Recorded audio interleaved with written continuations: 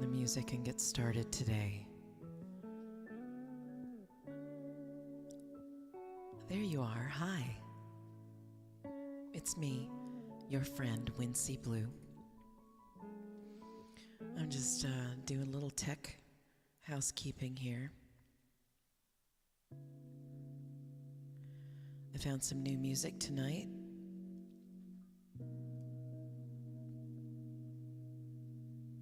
From a streamer that's new to me. Excelente. Tonight we're listening to Coffee Lofi, Brush of Morning. It should give us about 4 hours of music tonight.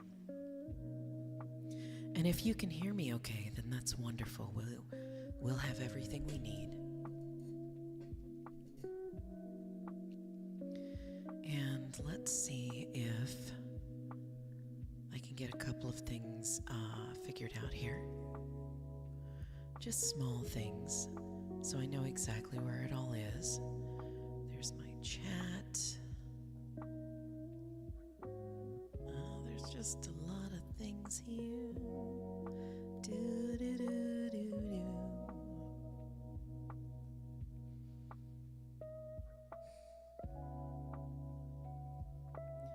And I know how everything is nice and soft tonight.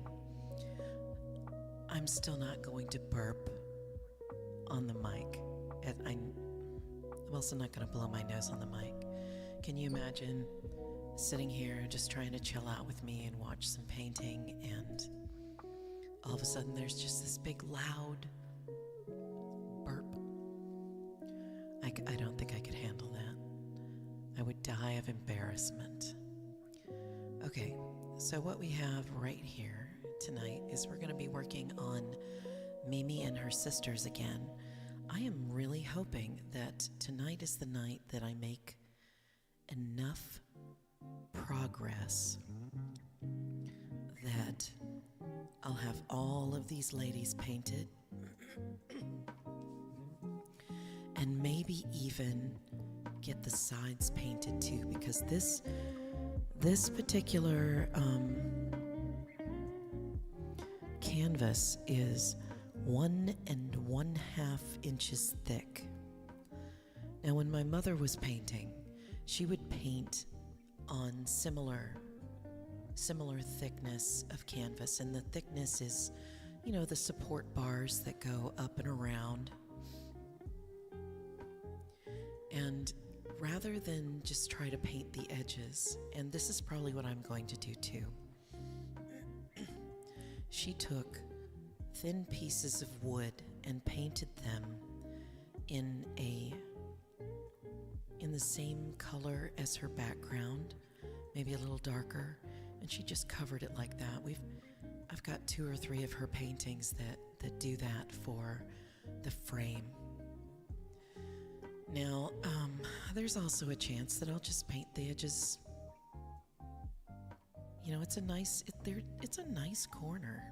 Honestly, this is just super nice. I get these at Michael's. They are the professional grade canvases. And my little secret is I'm painting because I have been going crazy on the buy one, get 2 3. Buy one, get 2 of them free. Anyway, where are my manners? I said it's me, your friend, Wynne Blue. I'm always your friend. I'm a musician and an artist outside of Seattle, Washington, and if you want to get nitpicky about it, Seattleites, I am actually in Bothell. Do with that what you will. Now, if I get a little overwhelmed by this painting tonight, I'm probably going to do some clay work, just simply because something else to do with my hands is always nice. Just get a little mental break instead of thinking and drawing in 2 dimensions. I would be thinking and sculpting in 3. So, like with every night, I am going to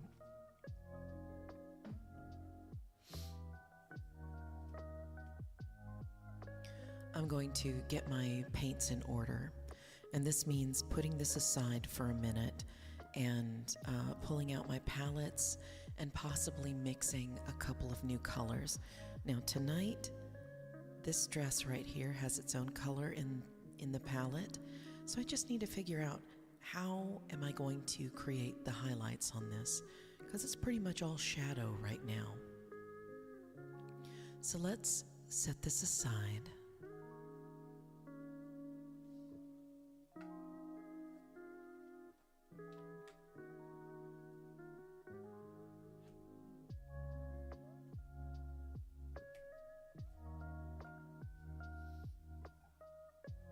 All right, setting it aside. I tend to use, what is this, 6x6? Yeah, 6x6 ceramic tiles to mix on. There are wooden ones and there are plastic ones. And I don't know, I've been using ceramic tiles for ages and I can't bring myself to do anything else. And here's our Stay Wet palette that we put together last week. Oh, look at that fantastic color. It's all still nice and malleable and things. This is the color that we used. But I think what I'm going to end up doing is playing around with this and maybe a bit of white tinged with a warm blue. We'll have to see. Let's look at the picture this is based on.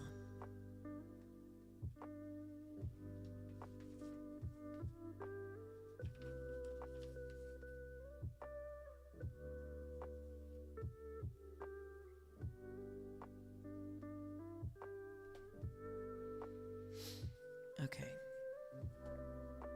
So what I have here, and I know it's a printout of a photograph, but you know, this particular photograph is one that my sister just doesn't want to send me in the mail. She just doesn't want to do it. So I don't blame her. These things can get lost in the mail. But if you look at the figure off on the side, I'm wondering, do I just need like a thin white? I think we'll experiment with that, because I just really want the color, you know, and I can't do it too thin. If I do it too thin, it won't do nothing. So let's get a couple of things out here, along with my paintbrushes, which I set aside as favorites from last week.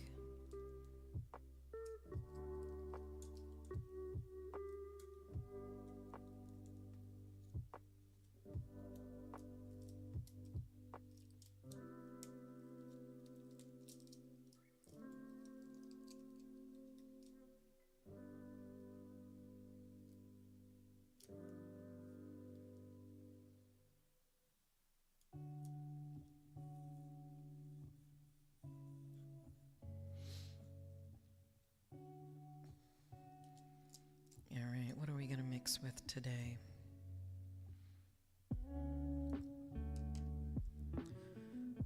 When I was painting miniatures a few weeks ago, the most useful paintbrushes I had were not my $5 and $12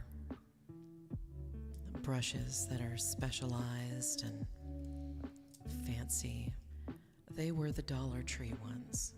You go to the dollar store and you look in the craft aisle and you have,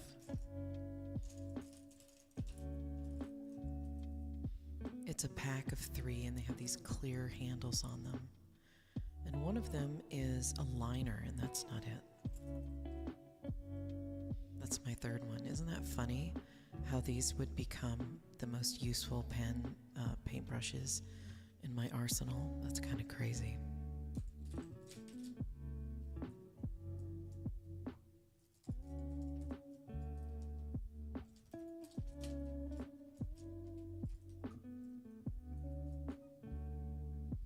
Today I'm going to use this square.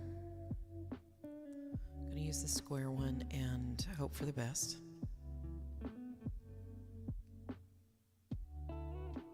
So let's see what I've got here.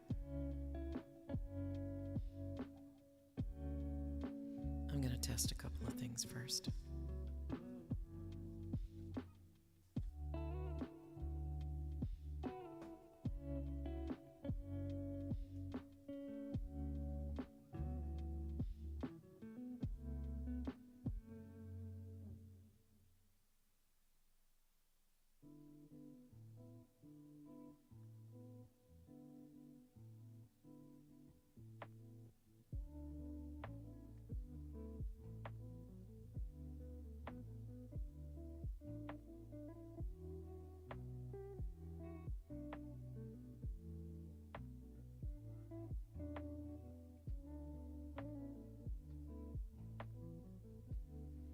This is not thin,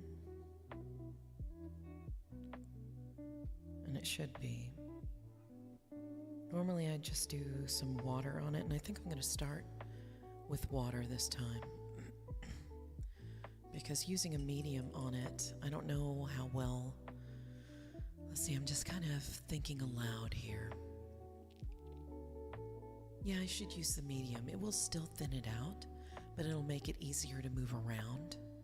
And when it is easier to move around, and it doesn't dry as fast, so that is what I'm going to be doing. I just made that executive decision right now.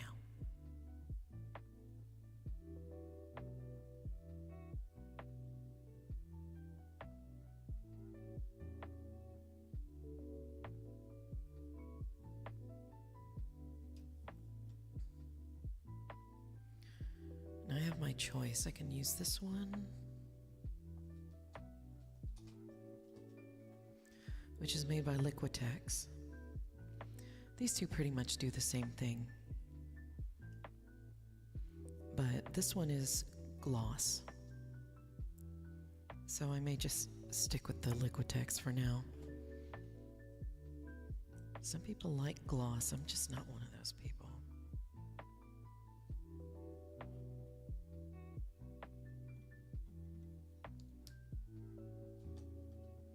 I don't know if you can see the Freddy thing back here that I finished.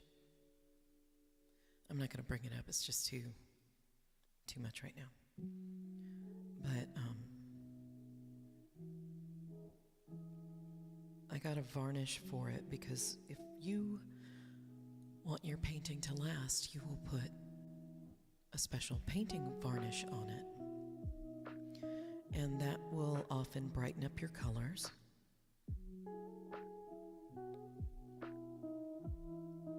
Give it a uniform surface, but not too uniform. That's cruel. All right, good. We got a nice something or other right here. I'm going to try and divide this into a couple of different spots.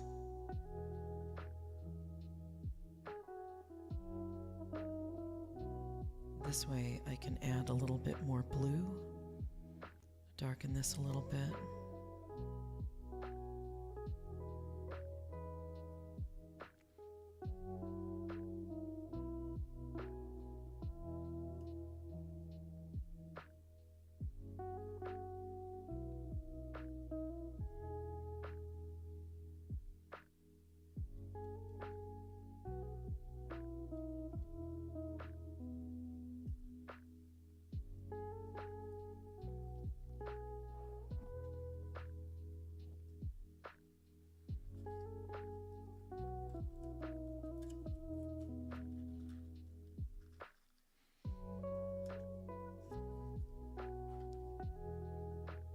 I don't know if you can see it, but this has a boatload of paint on it.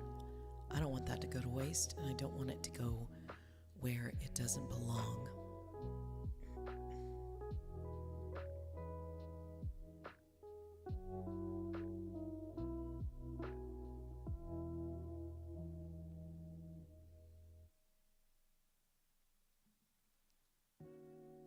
So I'm just going to take that and finish mixing it up with a toothpick. I almost said toothbrush. What the heck was I thinking?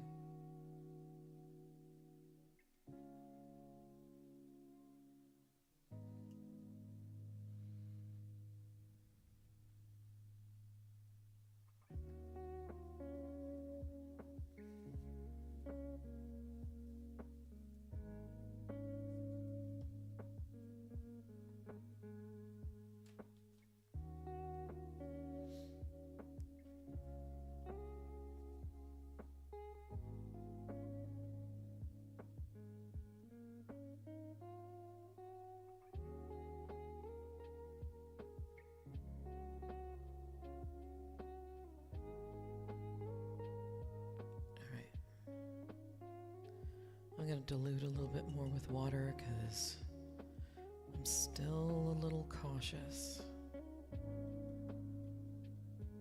All right.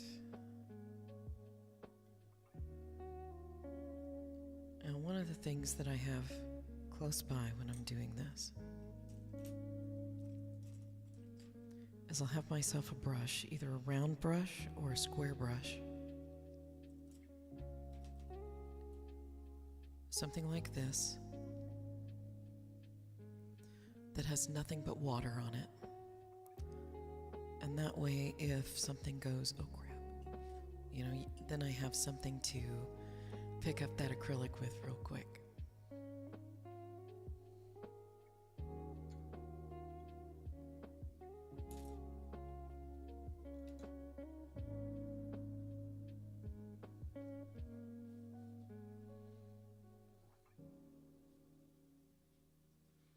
Set this aside while I get everything else set up.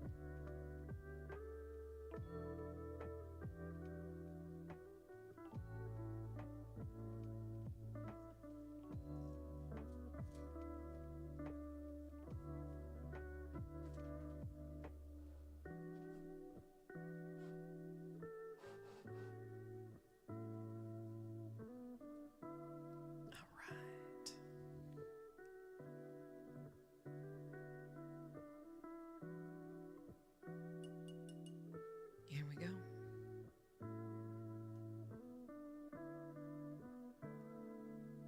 Oh, I'm so scared. It's the first time I've put paint on in a week.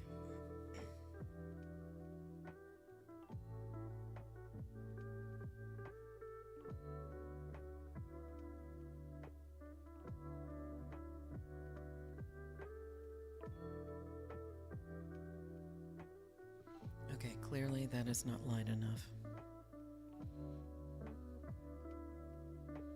So I'm going to just use this and a little bit of medium. I'm going to put it on that side since it's not going to make a difference.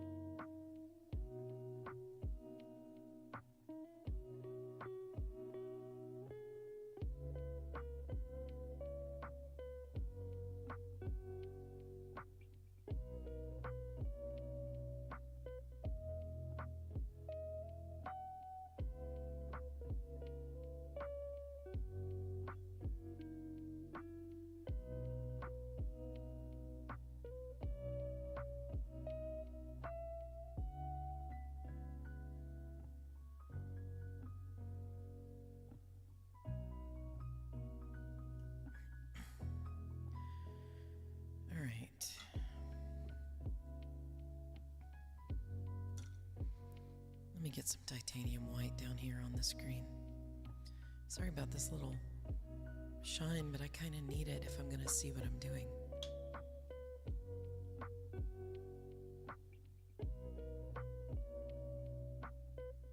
Where do I put it?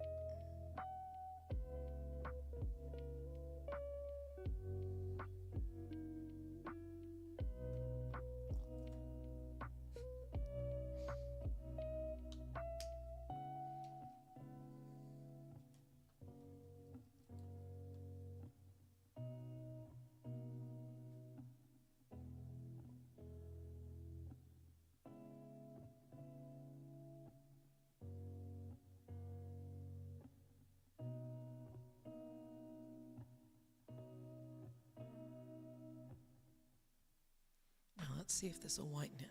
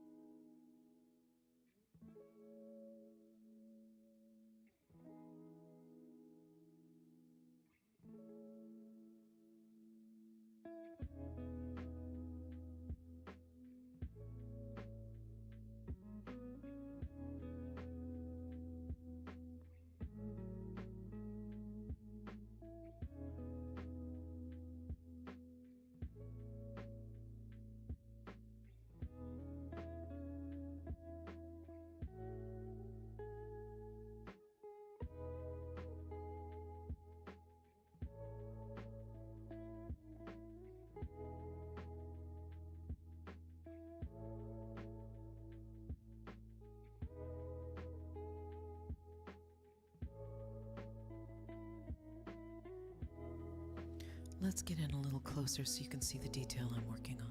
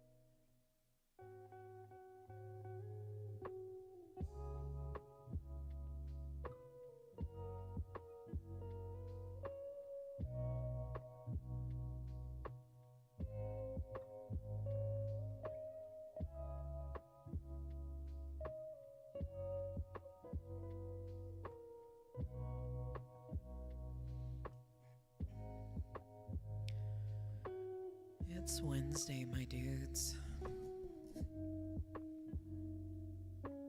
My Wednesday has been full of match 3 games that I shouldn't be playing with.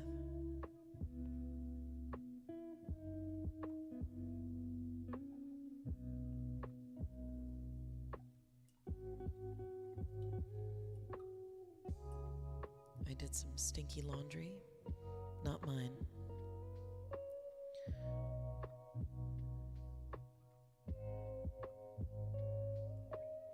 I should have called my dad, but I didn't.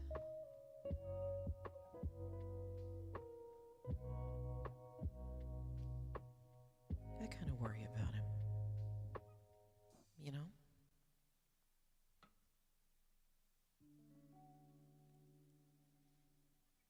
He lives out on the coast, the Washington coast, not ocean shores. A lot of people think of the Washington coast as ocean shores, which is where all the kids in Washington like to go to party on spring break, which is interesting to me because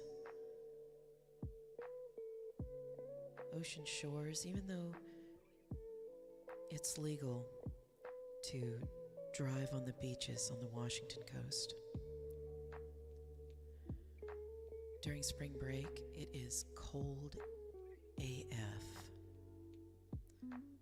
There will be no bikinis on the beach.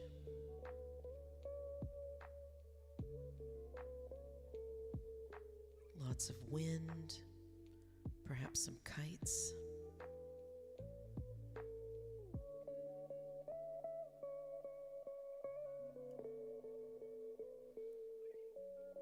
It's a place where if you're not into partying, you go there and you go to a weird museum.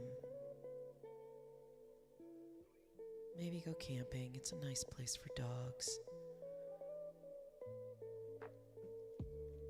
The people in Ocean Park, where my dad is, oh, they love dogs.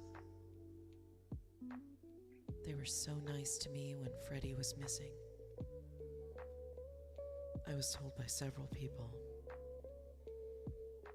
if you're going to lose your dog somewhere, the Long Beach Peninsula in Washington is the place to go.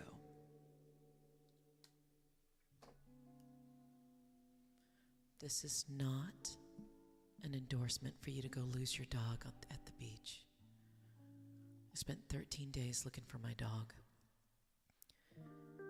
and I had just gotten her a week or two before. I don't even know if she knew her own name.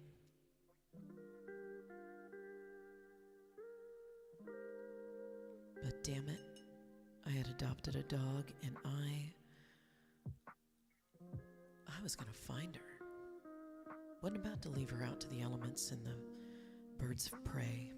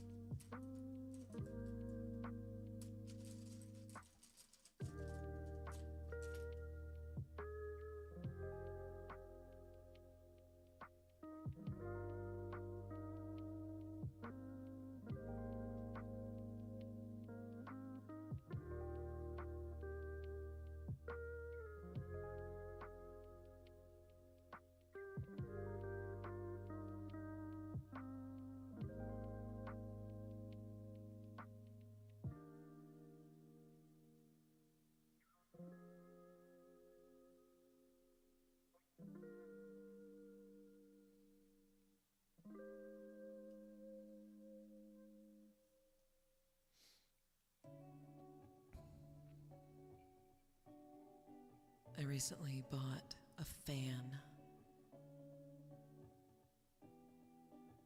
for my laptop to try and keep it nice and cool.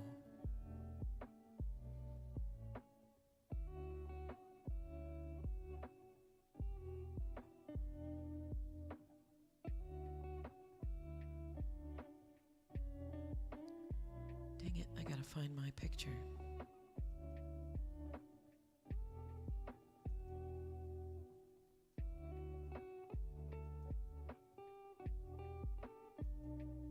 There she is.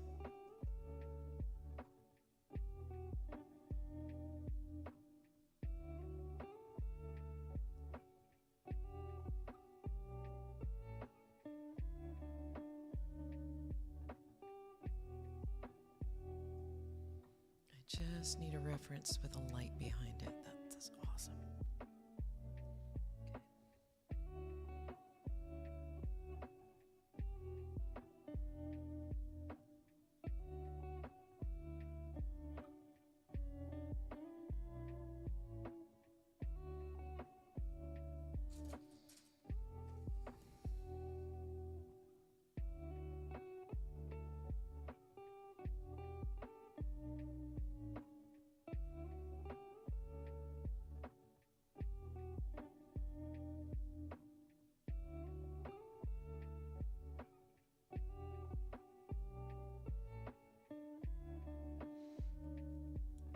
I think when it comes to shadows, I'm going to have to go back over this dress a little bit.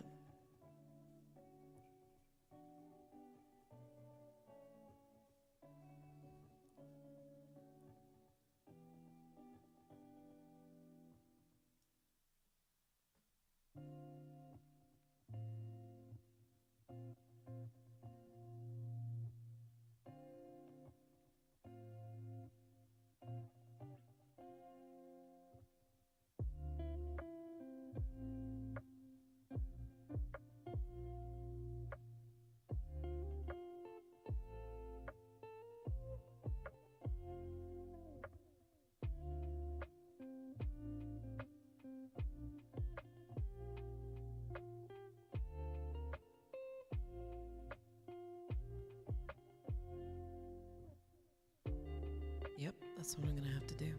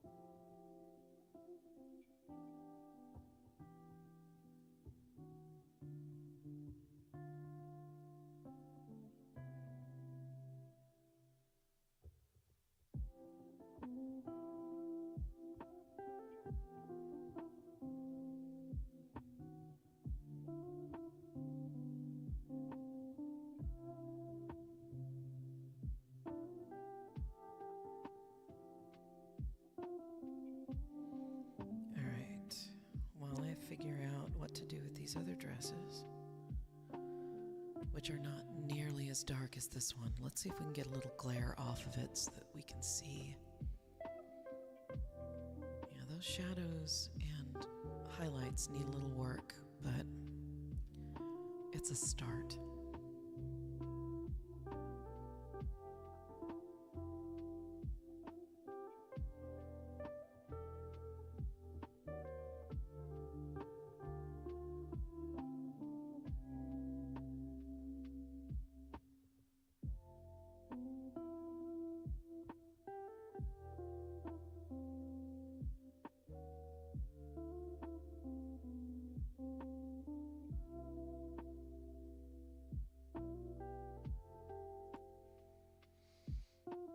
Okay, we're getting rid of the blue for now.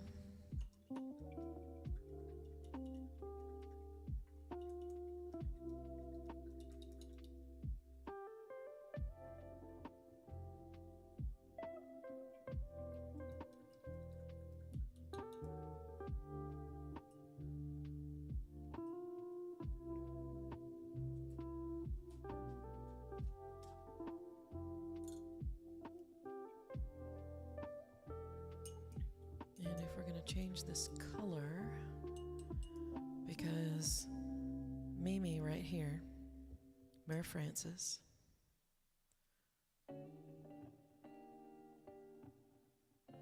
don't remember if that's something that my grandfather or her family called her. I think my grandfather called her Mary Frances. All one word, because that's what you did. And this is Suzanne, and this is Karen, not Karen. Karen. And I grew up because of my Aunt Karen, thinking that all other Karens were pronouncing their name incorrectly.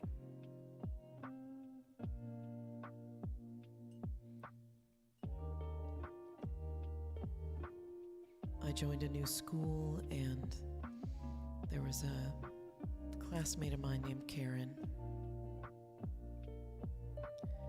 and she was very, very smart.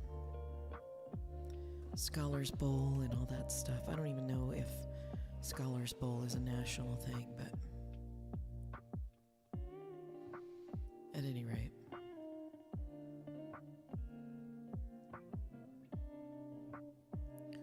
Super smart, and I accidentally called her Karen once. She's like, that's not my name. I don't know who you're talking to, but that's not my name.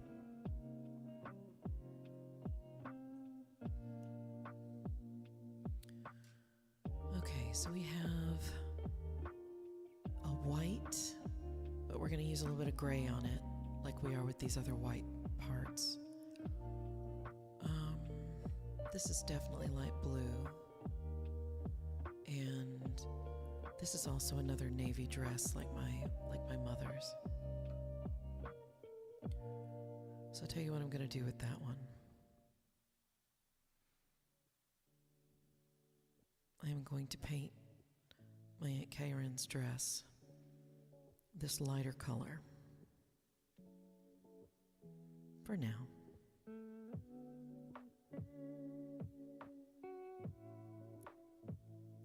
For some reason, she has a lot more highlights on her dress than my mother does. I think it might just be the positioning. 1983, there's tons of places but to take a picture like this, but they wanted, I think they were all at the same place. And in 1983, although my sister swears that it's later than that, but that perm that my mother's wearing is a very 1983. It's also very 1986. I guess I'll have to ask my sister exactly when this photo was taken, because she has another picture from this photo shoot that is of her and her cousin, and they are just chilling under a tree wondering why people have left them alone there.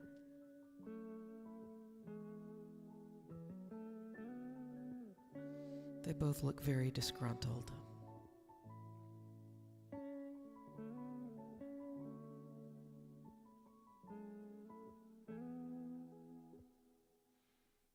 Like 2-year-olds usually are.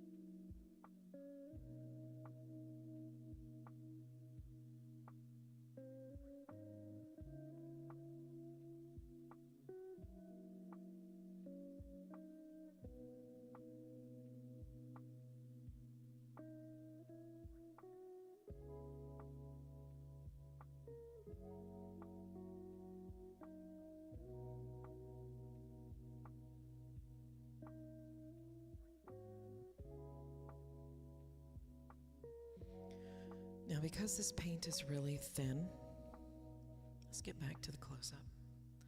Because this paint is really thin, and I'm using a medium, it's going to be a little funny looking until I get another layer of color on top of it. And you know, I'm not going to lie, there are a lot more detailed, there are a lot faster painters than me out there, and they could probably finish one of these paintings in just a few hours. I'm just not that person. This is probably why I always burn out during Inktober.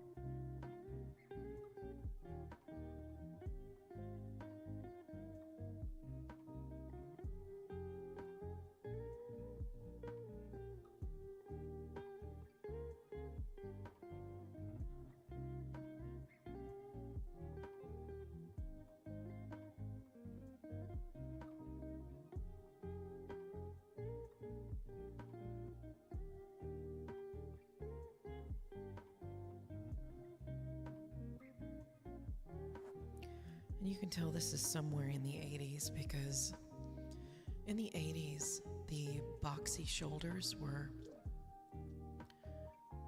very much in style. I remember having something like that as a church dress back when I used to be dragged to church. I've got some pictures of myself in a dress similar to this. Solid color, a white yoke or shoulder thing. You know, you look like a choir singer.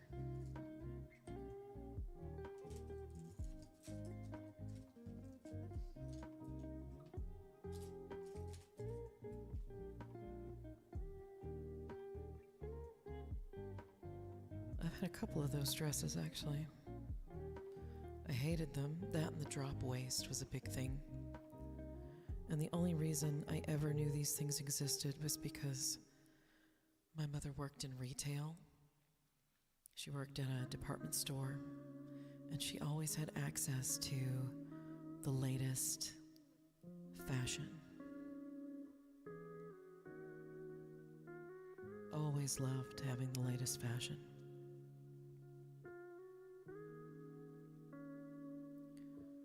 And I would get dressed. I think she dressed me for school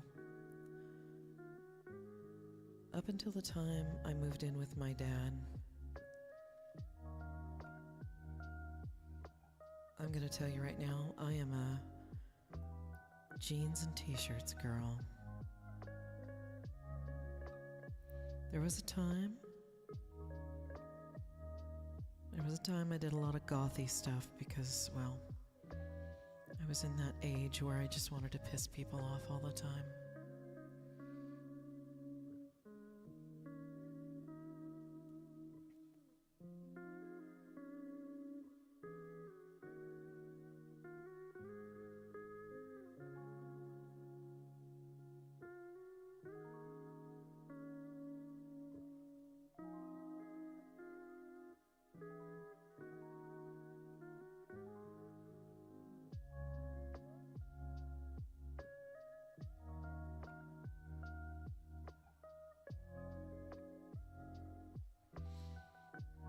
And at that point, it was 1987.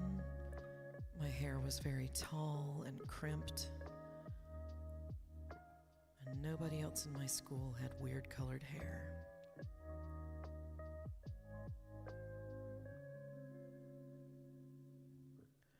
Although there was a girl that had a mohawk.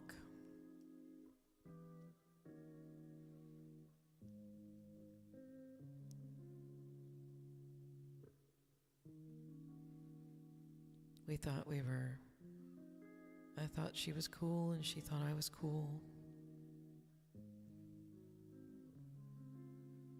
But she was the kind of goth that wore the white makeup to lighten her skin.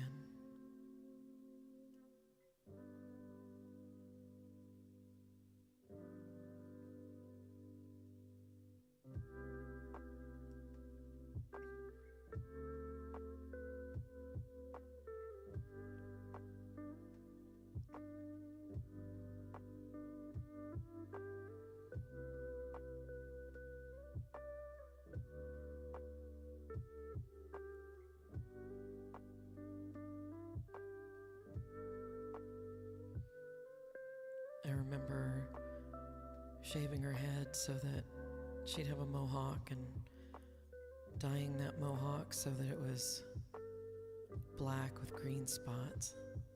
Good times.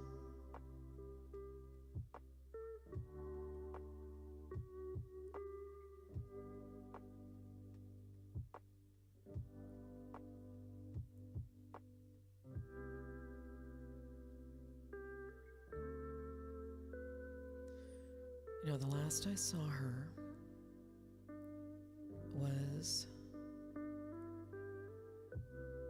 the summer of 1987, and she was really upset.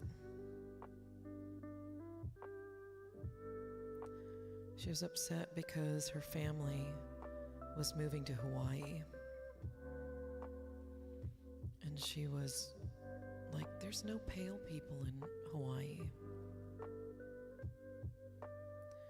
And it was at that point, there was an adult nearby. I don't remember who it was. Maybe it was a classmate, I don't know. But they said, of course there's light-skinned people in Hawaii. And they even have a name for them. Like, really? And she's like, what do they call us, gringos or something? No, they called them howlies. And I remember us thinking, well, that's weird. Why would they call them howlies?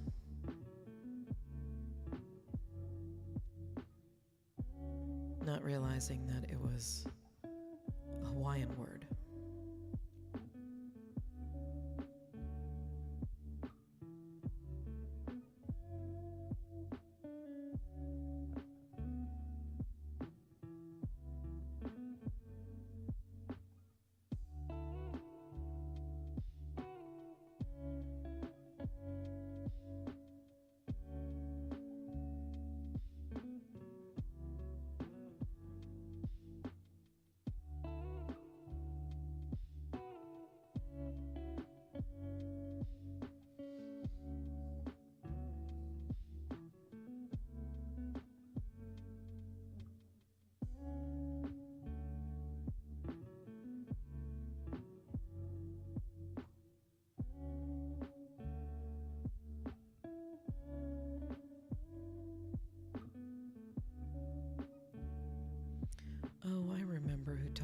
was Howley's.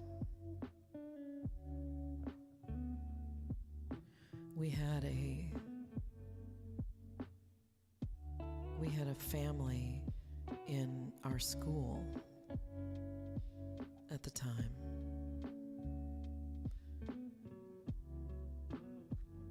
Really big in the school. All of them were like in student government and things like that. And their last name was Connie.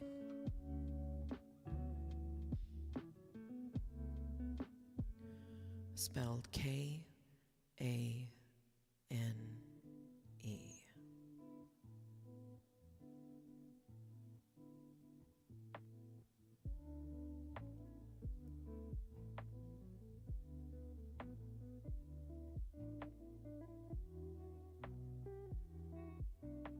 It tracks.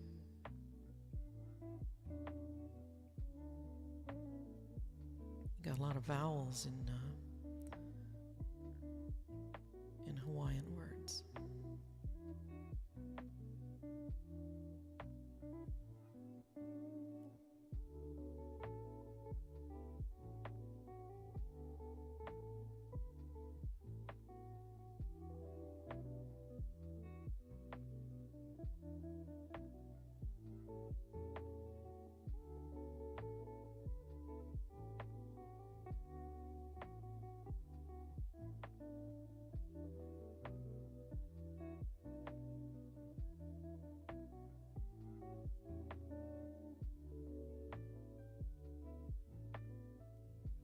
All right.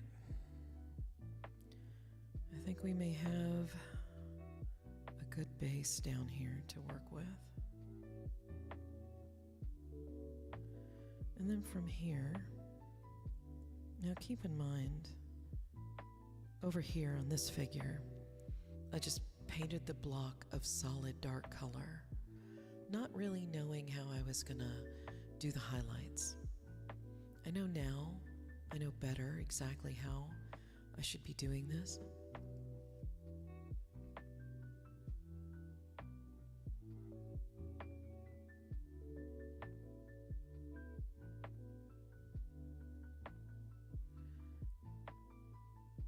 But you know what? We'll figure it out.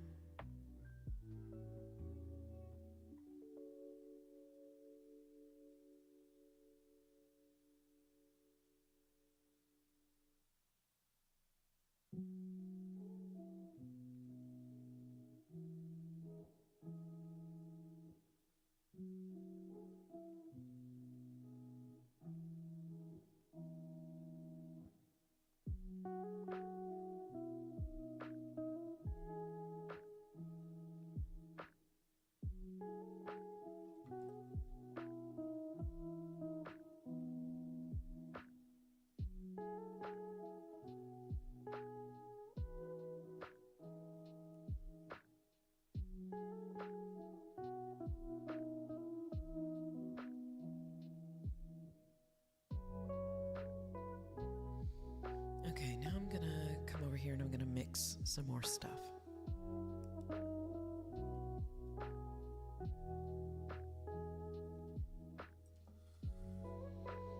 Because my picture, my reference picture, none of this is white.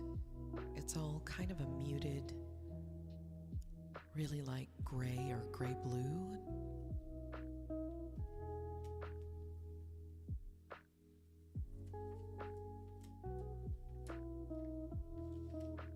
So if we look at this, and if you look really close,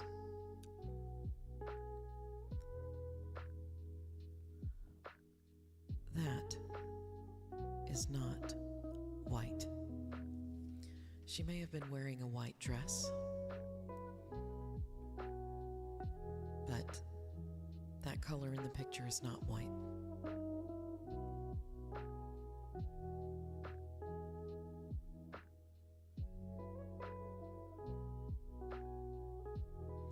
So I'm going to create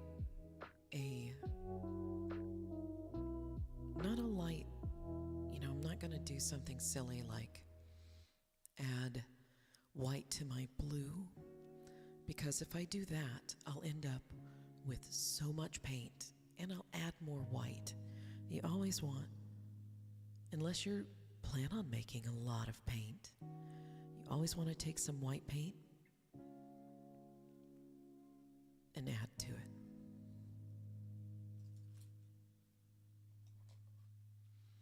I'm going to take my palette and I'm going to borrow some white paint over here. And I'm not going to mix with my palette knife tonight because I just don't feel like it.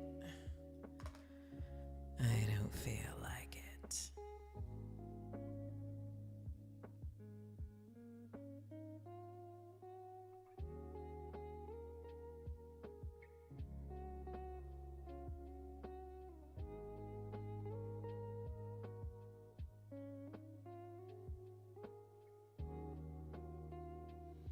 That's right. Let me take a minute to say hey to my lurkers out there.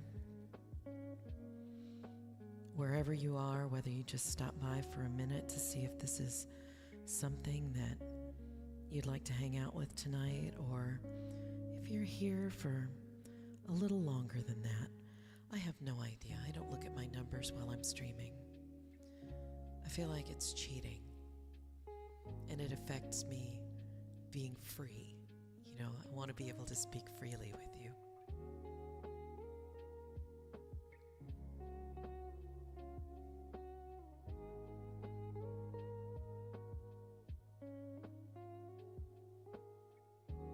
I'd say that's a pretty good gray.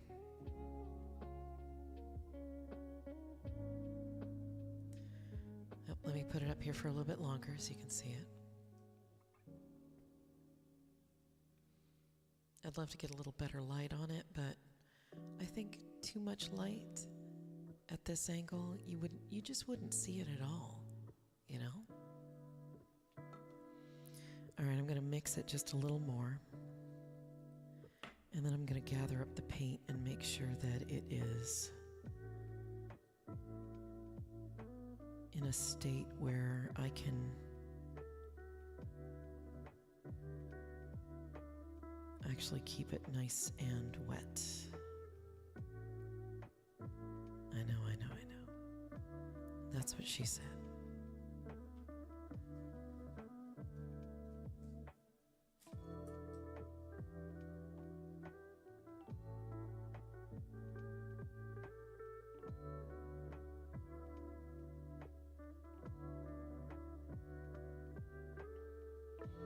Everybody has somebody in their life that has to make that joke.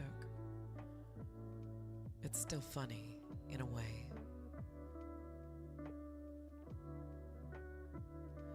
And at this time, while I'm gathering up paint off of my paintbrush and moving it around on my palette, I would really love it if you gave me a follow or a subscribe, whichever one. I mean, you could throw some bits at me, that'd be great. But if you like what you see, come back every Wednesday and I do this. I am still in trial mode whether or not I will do more art streams or more music streams. I have varied success with both, and it's kind of hard to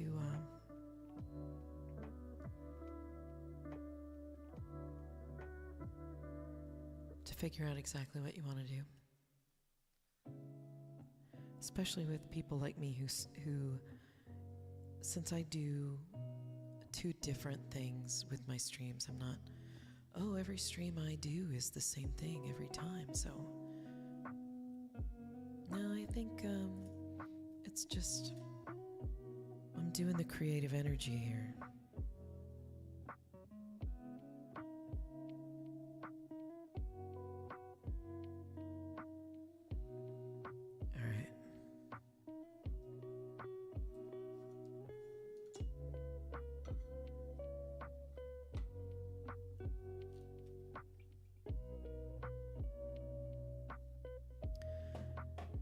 DBT, more music, no wait, more art streams, no wait, more music, perhaps more art. Hi, DBT. It's really nice to see you. I haven't quite figured out what I'm gonna do, but I do know I need to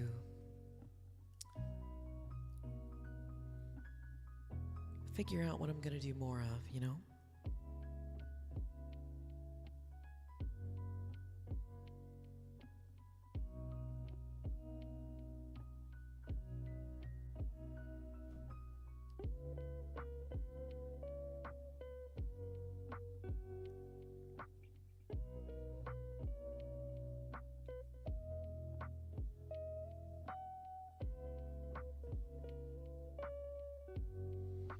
I hope you're having a good chill this evening.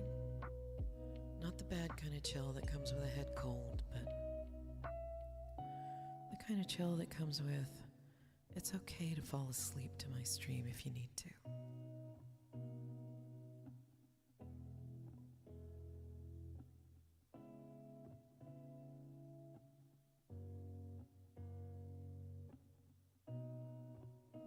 I think I'm going to need a lot more paint, or at least more color here.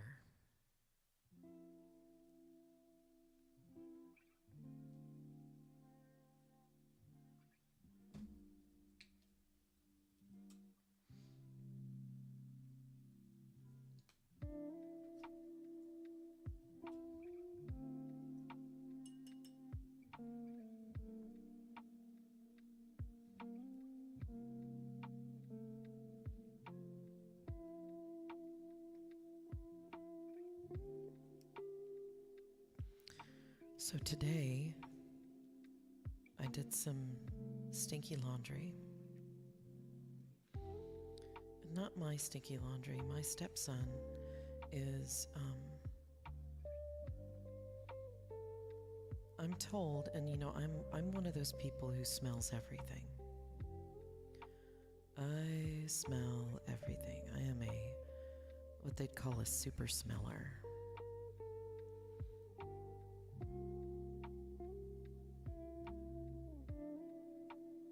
So if my stepson is going to, oh yeah, permission to snap.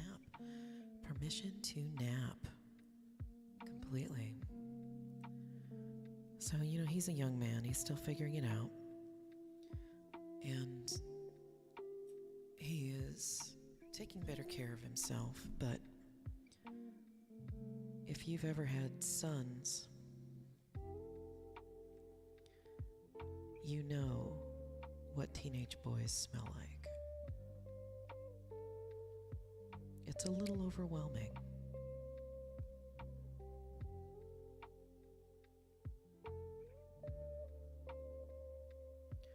A little overwhelming if you're not used to it.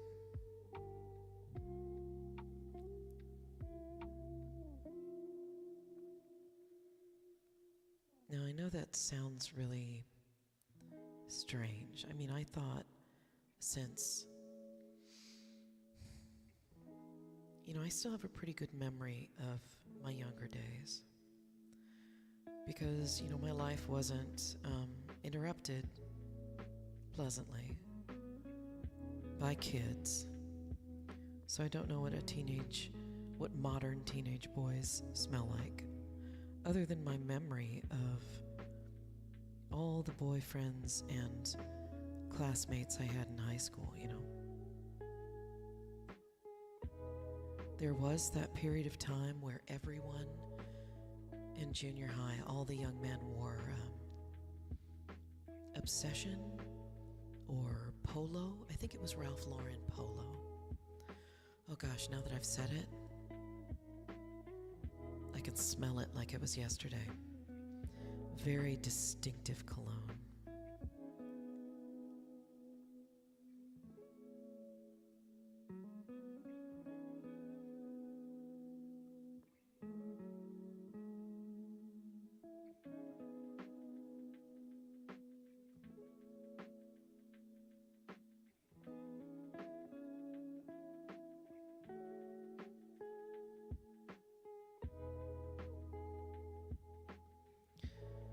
And then, you know, everybody went through that phase where it was, what was it? Axe body spray. I think I remember smelling it in the late 90s, early aughts, at a friend of mine who was a school teacher. And her chosen age group was middle school. And she says, oh yeah, every few years the smell changes. It's a mix of BO and smell of the week.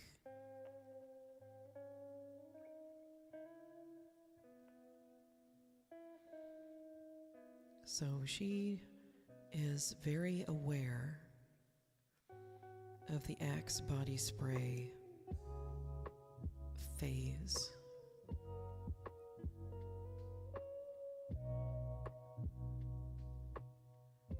But you know, her teaching career was in the Tri-City area, which is, where is that? It's in the Columbia River Basin, not far away from the Hanford Nuclear Facility.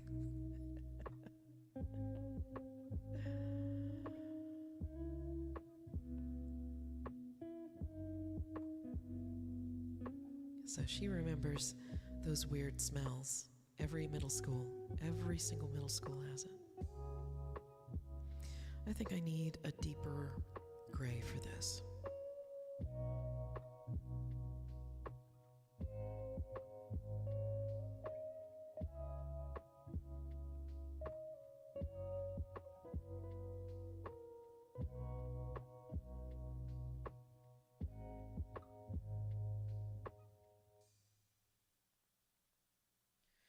So we're still working with my stepson on how to keep his room nice and fresh. Yeah. So what do young men smell like these days? Aqua velva, sweat, cigarettes, and self-loathing. I'd have to say young men are moving back towards Old Spice.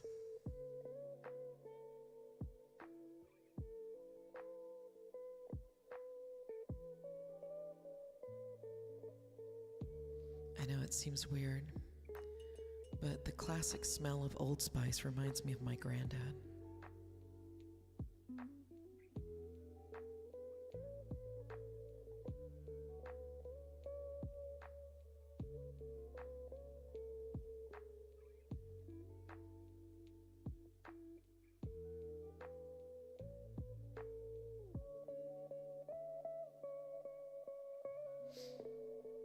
And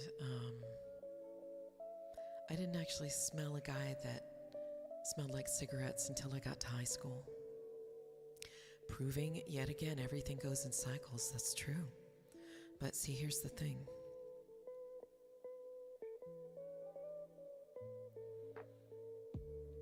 In an effort to get more young men to do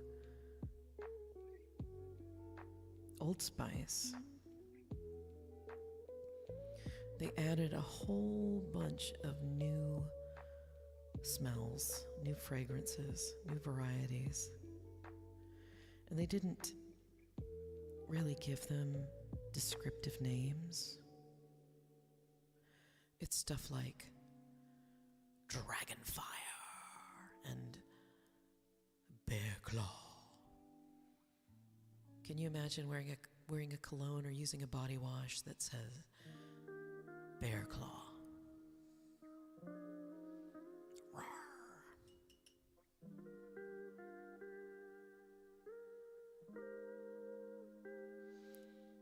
I don't know what all of the flavors are, but I think one of them is probably called Monster Truck.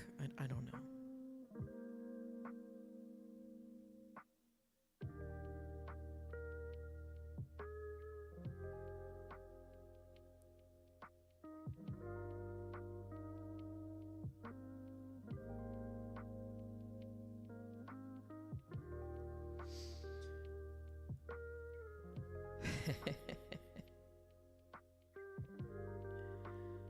You might have to retype that one, DBT. I'm not quite sure what you meant to say with that one.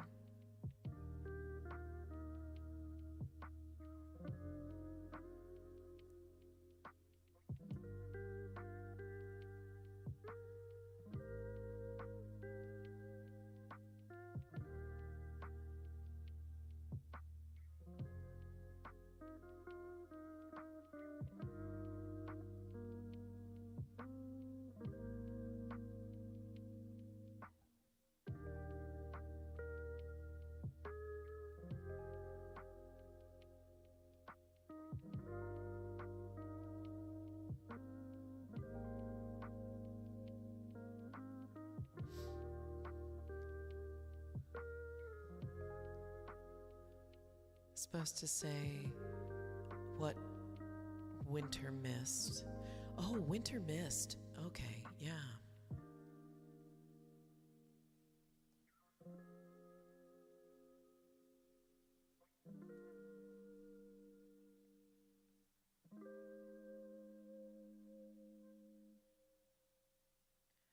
Well, we got him when he first moved in.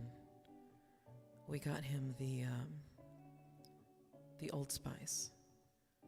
We sent my husband out with him to the grocery store. We went to the spot where they have all the toiletries.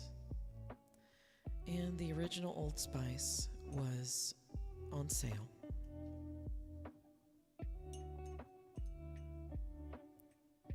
And he said, here's some deodorant, use this. And he did, and I almost choked. For one, the original Old Spice scent is very, very strong, very distinctive, and it just hollers, old man. Old man, Old Spice.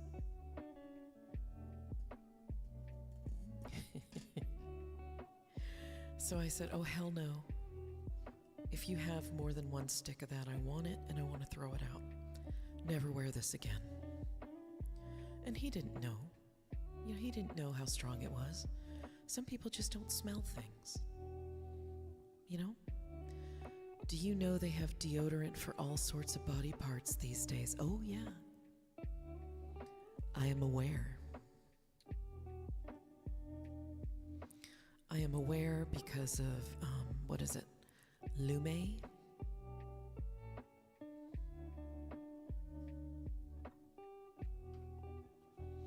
Lume body deodorant. It comes in a stick and a cream, and you can get soaps. But we didn't do that. I went and I smelled almost every single deodorant. I also asked my stepson, I said, well, what sort of smell do you like? And he says, I would like something that is not overwhelming. I'm like, okay, I can dig it.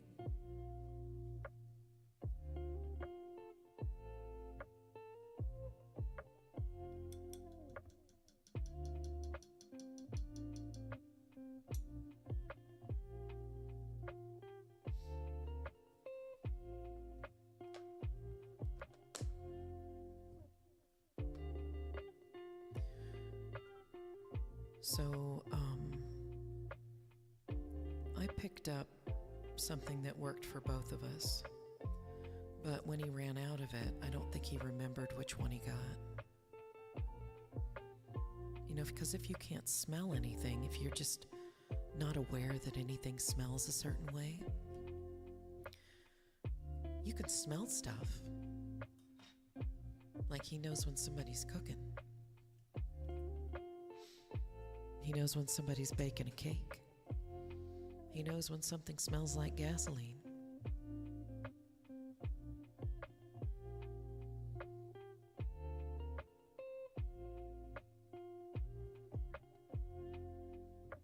All right, let me take a second here to show what we got here.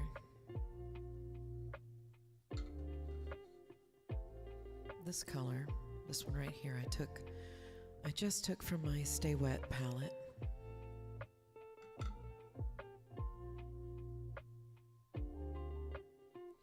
And it is kind of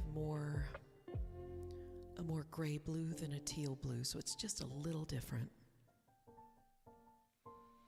And I'm going to use that with the white to make Suzanne's dress, since her dress is most definitely more blue.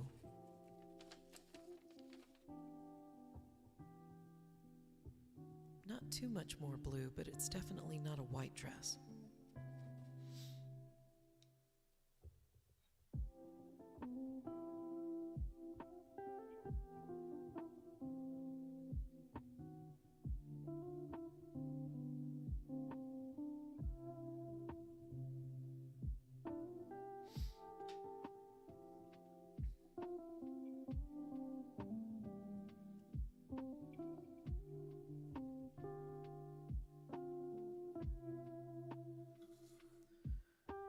All right.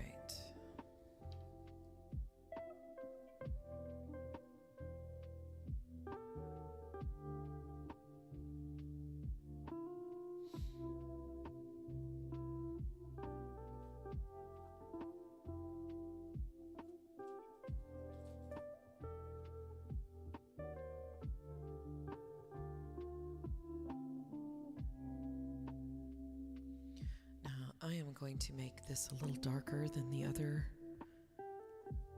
white over here. Not too much darker, because I still want to be able to give this some shadow.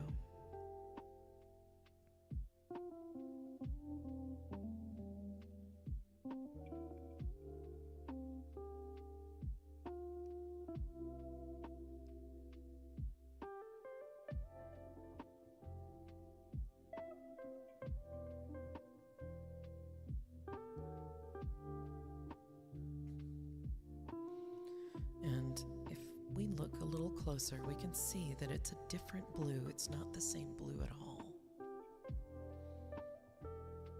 Because this one right here is very green in comparison to the slate blue over here.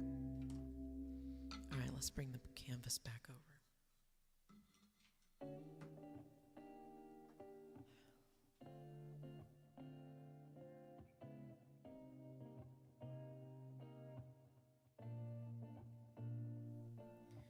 All right, for those of you lurking who have not subscribed yet, I have an ad starting in about a minute. It is 2 minutes.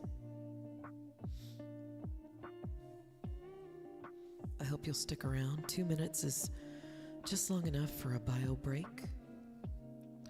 Get up and get a pillow or something like that. Something to make you a little more comfortable.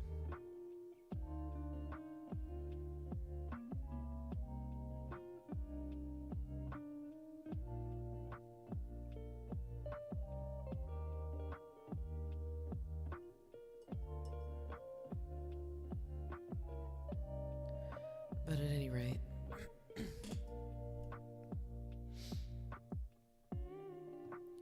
I did some laundry in there. He went off to work. And so I found a few things in his room that were particularly smelly. I don't think he's ever washed them, and he's been here a year. So I went ahead and washed them.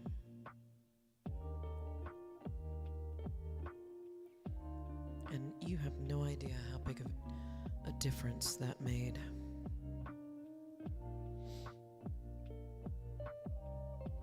I told my husband about it. I said, look, I know I'm all about respecting other people's spaces, but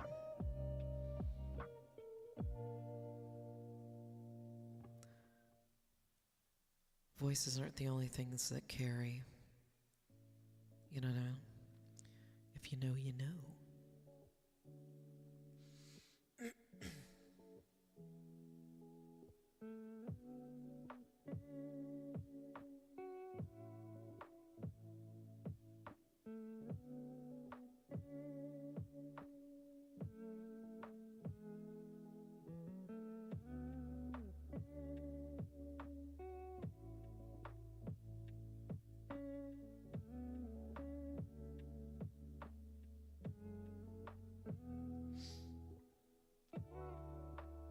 I did a pretty good job. I don't even know if he'll notice, but that's okay. I didn't do it for him, I did it for me.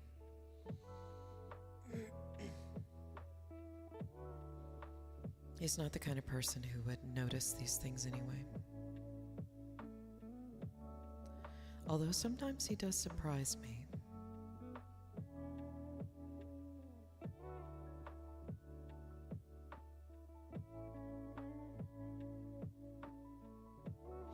All right, I'm going to turn this upside down so I can get the color in on the correct side. Excuse me, goodness gracious.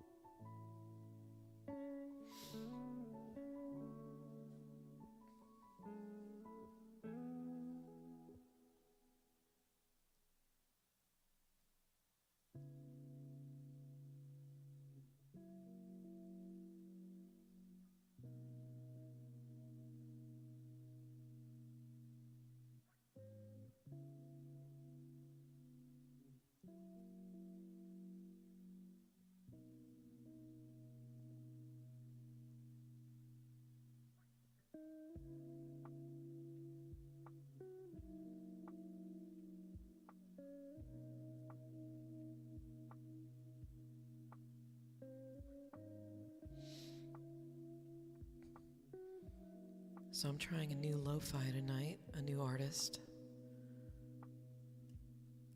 He says these are 100% copyright free tunes. So I'm going to take his word for it.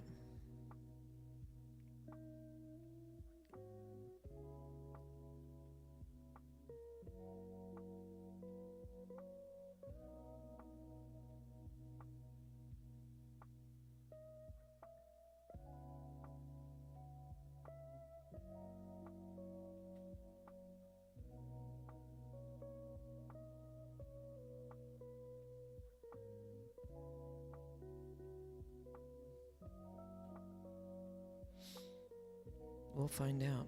Every week I go into my content that's being stored on Twitch for a VOD or what have you. And I try to update the descriptions, and I was archiving for a while. I don't even know why I'm archiving. 'Cause everything's up on YouTube. And unless I delete my account on YouTube,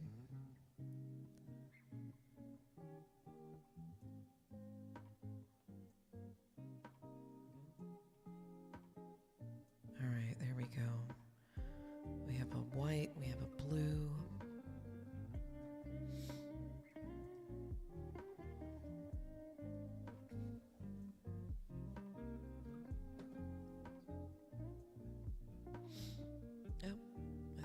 Gotten a little crazy there. Let's see if we can get some water on it.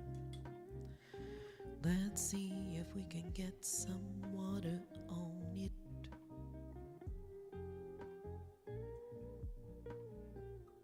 Yeah, there we go.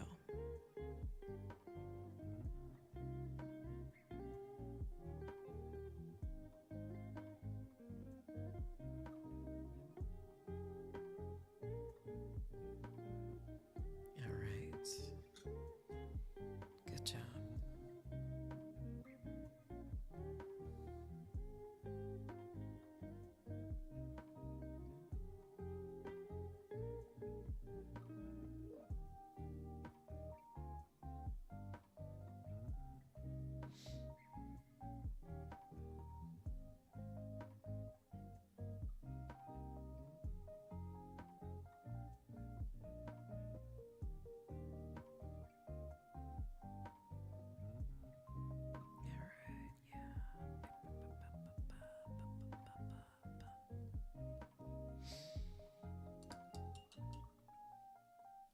think I'm going to try something a little crazy right now.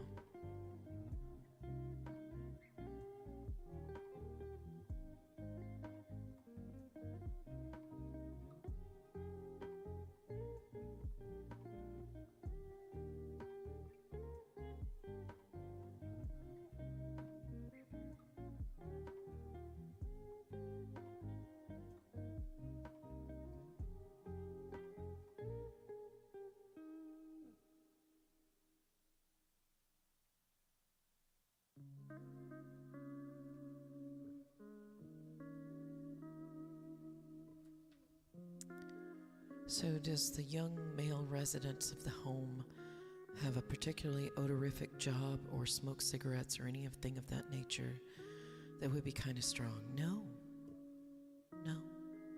If he came home smelling like onion rings, I might be okay with that. But he does not. This is what he does that smells.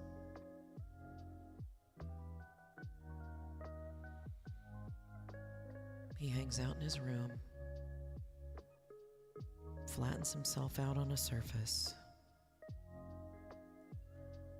and stares at YouTube, reads fanfic,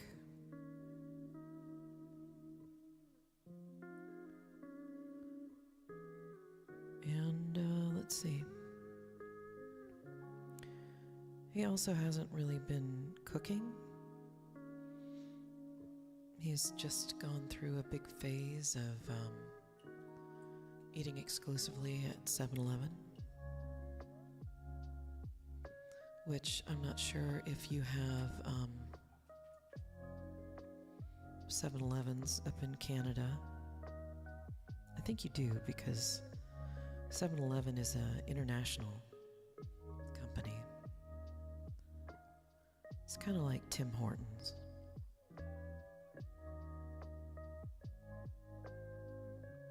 But with worse coffee.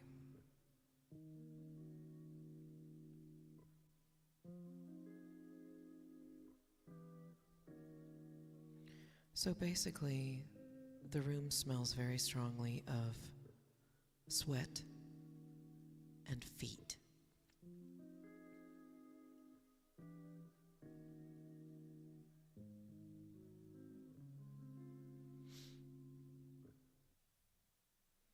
And before that, well, he's got some dirty laundry in there too.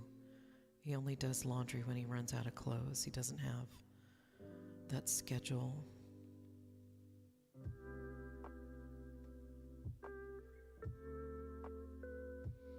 And probably taquitos. Yeah, I think, well, our 7-Eleven is just a few blocks from our house, because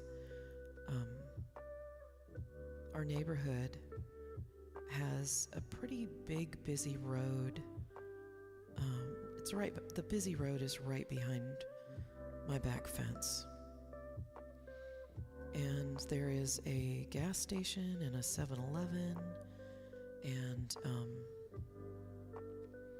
it's not a very far walk. I guess if I was gonna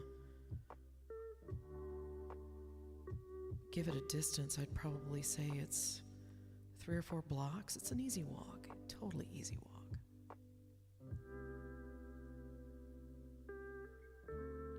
So I'm not surprised he'd go down there and get like a hot dog or a slice of pizza. Now, personally, I'm not a big fan of 7-Eleven food. Every time I have eaten something at 7-Eleven, and it doesn't matter which location, I have paid for it. Sometimes dearly. It's not food poisoning, it's just there's a lot of stuff. Just stuff.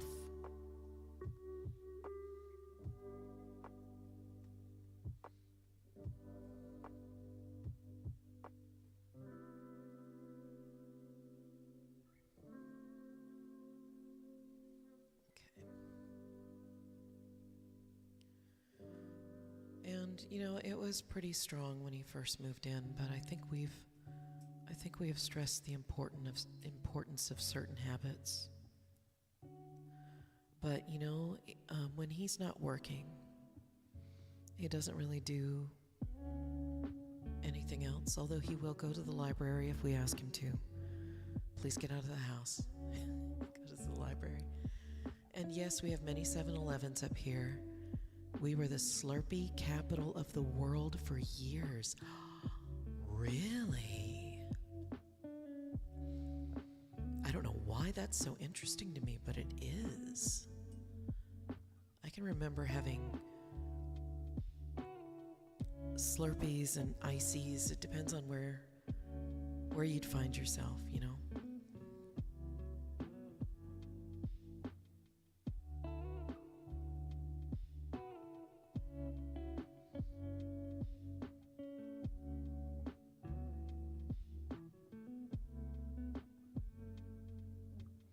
For a place that has winter 6 months out of the year, it's kind of confusing. Yeah, I can see that. Maybe Quebec has some warm seasons?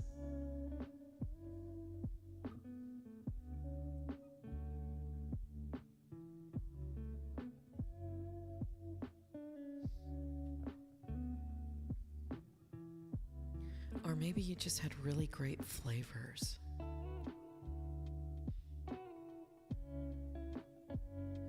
And I don't even know if I'm pronouncing Quebec properly. I know there's like 17 different ways to pronounce it. Who lives in Quebec? I don't know. Angers de Poitrine?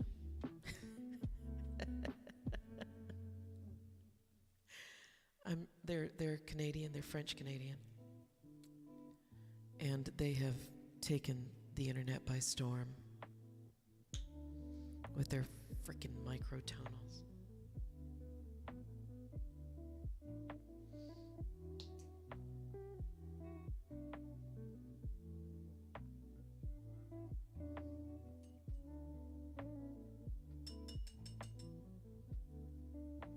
That's the only French Canadian people I know. Oh, you're in Manitoba, okay. I know a couple of people from Toronto. Let's see.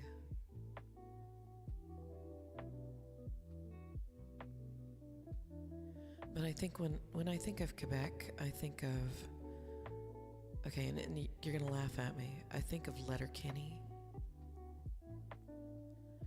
Now, Letterkenny is set in a very fictional town out in rural Canada.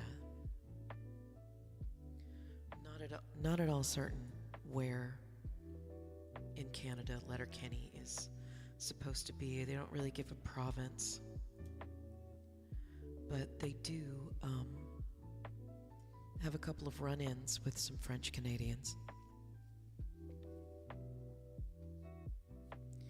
And their shtick for Letterkenny is puns. So many puns. There's so many puns in Letterkenny. It's a fictional town in Ontario. Okay. Ontario or Ontario? I haven't watched it in a while. I did a rewatch once, but where is my angled paintbrush? I know where it is.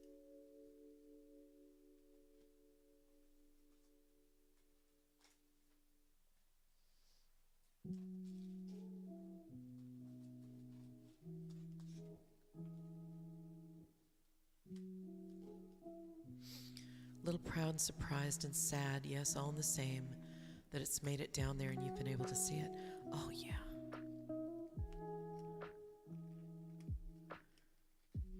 There's some good lessons in Letterkenny. But I remember them doing this little pun thing where they're all saying Quebec in their different ways. Quebec, Quebec, Quebec. Like 4 different people all saying the same thing, but with different pronunciations.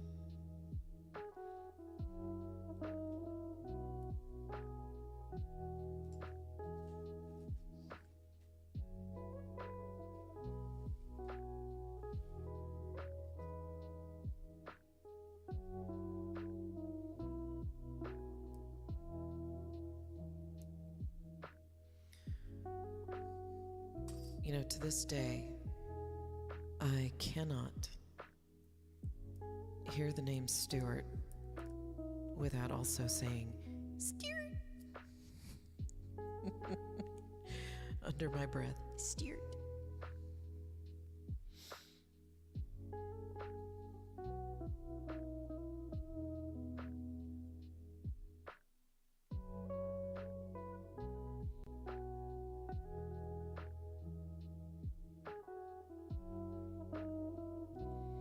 One of the cool things about Letterkenny, and I've read bunches of trivia on this,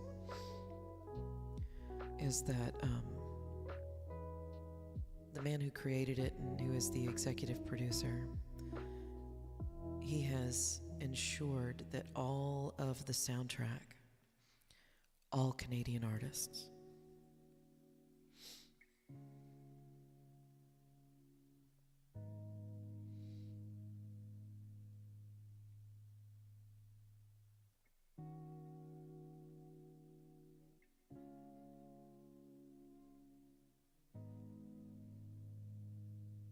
Which I find actually pretty cool.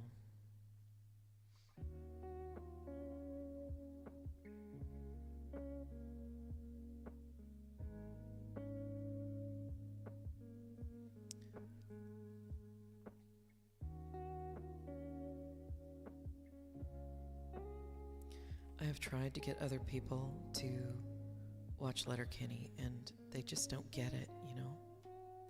My husband refuses to watch sitcoms. So I can't get him to watch it with me. Very sad.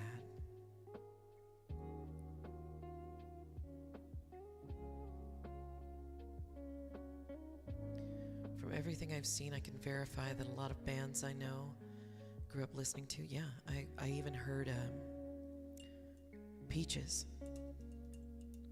who I did not realize was Canadian.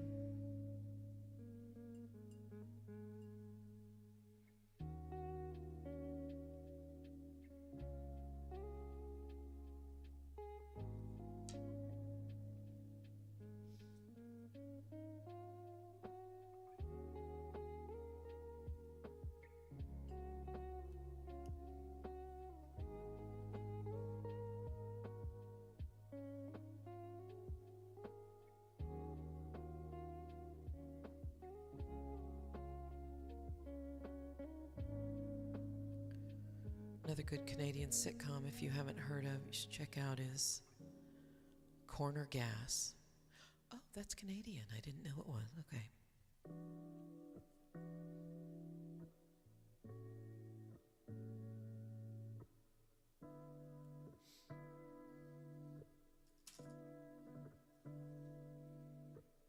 Yeah, I'll have to check that one out too.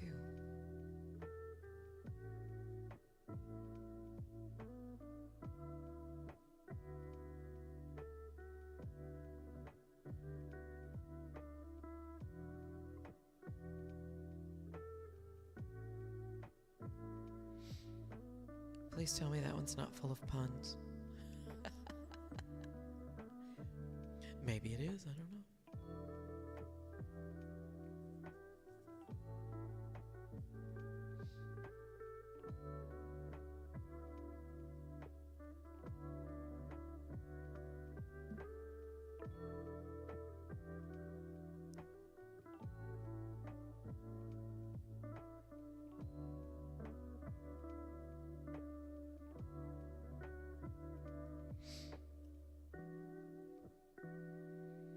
Yeah, there's a lot of good shows out there. I just haven't had a chance to really get into it. Get into anything. You know, I let my Hulu subscription lapse, and I used to watch a lot of Hulu. Quite good. Hits a little closer to home because it's set in the province next to me in Saskatchewan. Obviously, being on the prairies, we get it all. We get all of the jokes, if not a lot of them.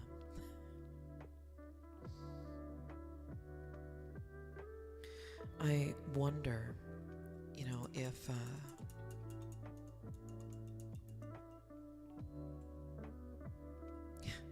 I lost my thought.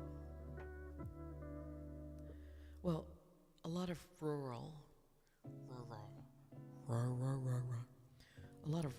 comedy is kind of universal, if you are from a small town or if you're from a community that's out there in the sticks.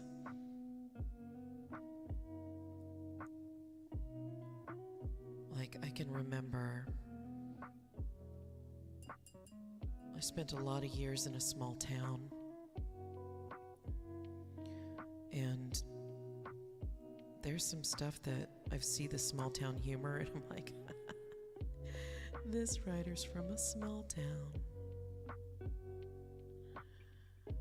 I can tell 'cause somebody's gonna think it's funny. Do do do do do. But I do. I think it's hilarious.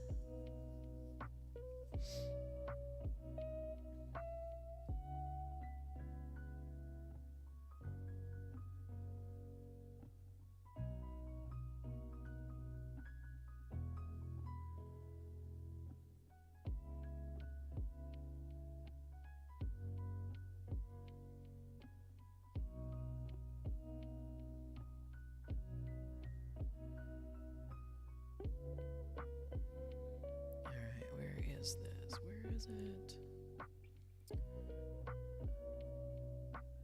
Right now, let's see, what does it say? Now thinking about it, you are right. A lot of small town humor is quite universal. Yeah, it is. It has a lot to do with when you grow up in a small town without a lot of clubs or fast food joints or anything like that. You have to get creative with how you entertain yourself.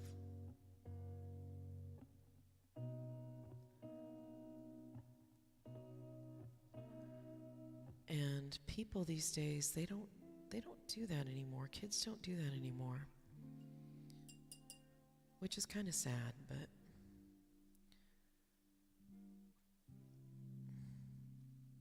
I remember having to running around outside, and there was a creek behind my grandparents' house that I would go to, me and my friends, and we'd go crawfish hunting. We weren't allowed to bring them home, but they were still fun.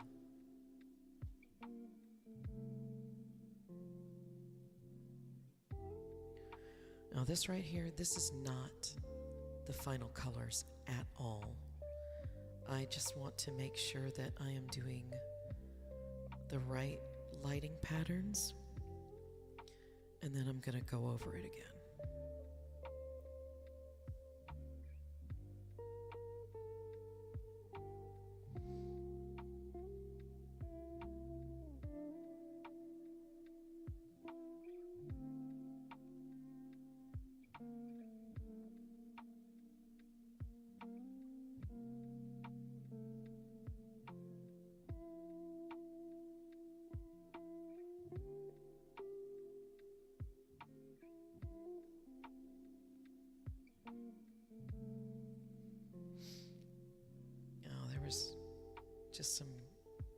There is a huge, I don't know if you probably have,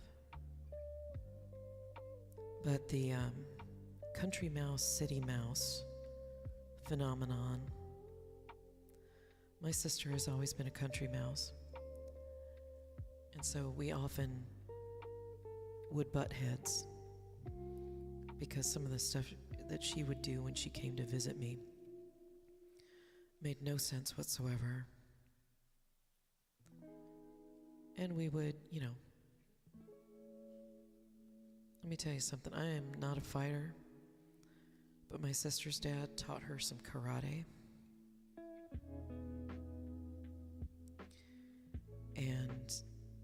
kid can throw a punch.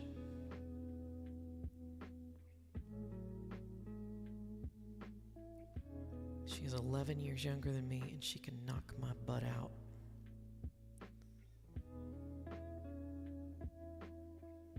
We were joking about it the other day, and she's like, "No, that's not true."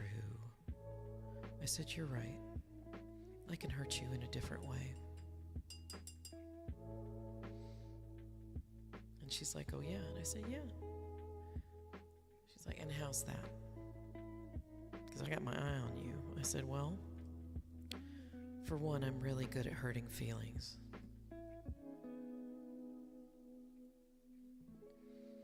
And I will do that to your face."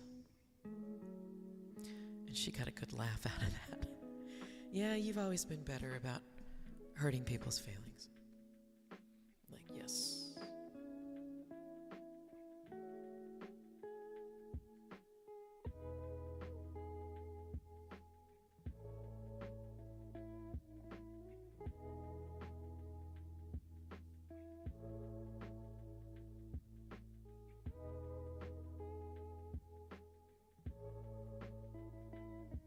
I mean, it's not something I'm proud of,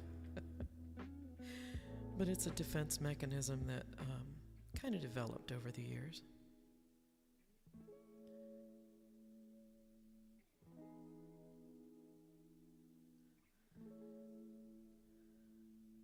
So we have our strengths. My sister's too nice, and I am too weak. So we kind of balance each other out.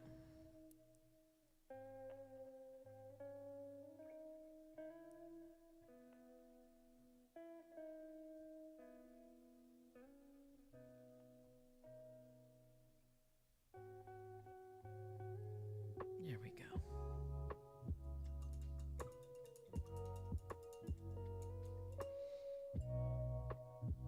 Luckily, I've never had to intentionally, well, I haven't had to hurt anybody's feelings intentionally for a long time. I just tend to do it by accident now. And that's not a me thing. That's just that, I think that has a lot to do with, excuse me. I think that has a lot to do with people are embracing themselves a lot more, a lot stronger. They are encouraged to love themselves despite their faults, that kind of thing. That's not a bad thing. It's just something people do these days, so it's easier to accidentally hurt somebody's feelings. All right, I'm going to get more of this kind of whitish color going, because I am out, O-U-T, out.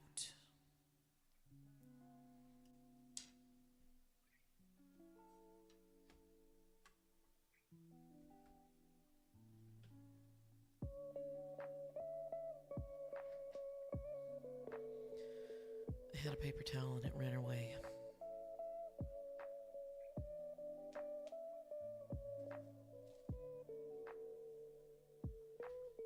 Huh, how about that?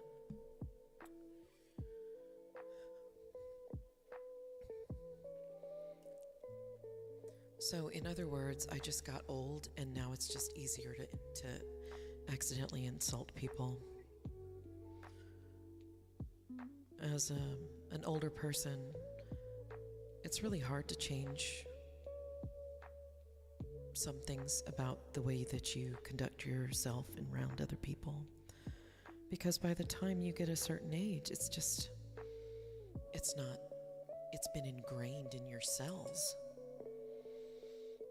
And whether you intend to hurt somebody's feelings or not, I realize how natural it feels to just go with whatever it is in your head. And you don't think anything about it because in the place where you developed your speaking style and the people that you grew up with and or became old with, they don't think of these things either. They're just kind of, well, why are you so upset? I don't understand.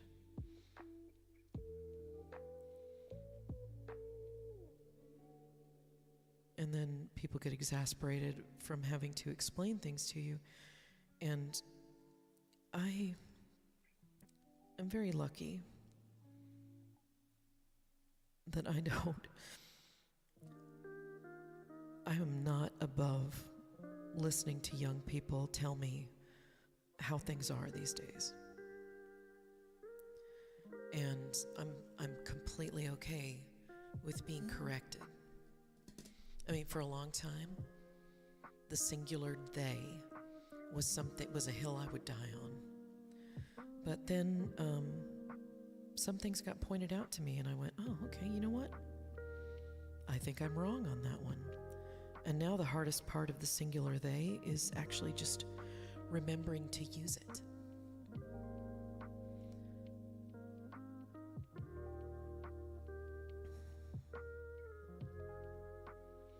I do think it's kind of sad that handwriting isn't something that we prioritize anymore as part of our language arts and being able to communicate. Both of my husband's kids have terrible handwriting. I mean, it's barely legible.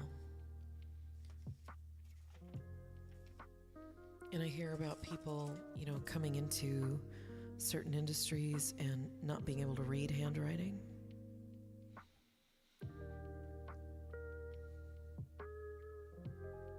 And I can see where that's hard, because you can all take the same handwriting class and end up with completely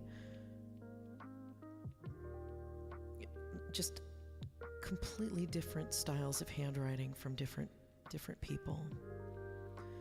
And I can remember a time when we would write notes to each other and pass them in class. And you could tell who the note was from because of their handwriting. Now you can't do that. I mean, the joy of passing a little secret note.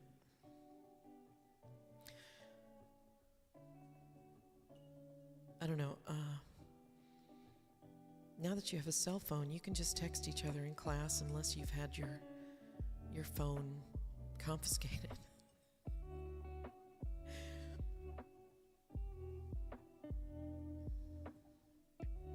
But the deal with that is it may be more discreet to send a text message. But when you send a paper note, you can burn or shred or both the evidence that you ever sent a note like that. I'm so mad, I'm going to tear up all your letters. I'm going to delete all the emails you've ever sent me. That just doesn't have the same weight,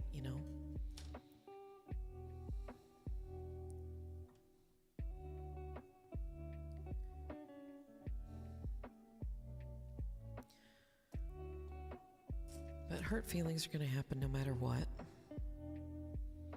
whether intentionally or accidentally. And I say this phenomenon isn't going to go away because people are a little more, their boundaries are further up and there's less that you have to work your way in there. But there's always going to be mean girls, and there's always going to be somebody who needs to feel superior. There's always going to be these things.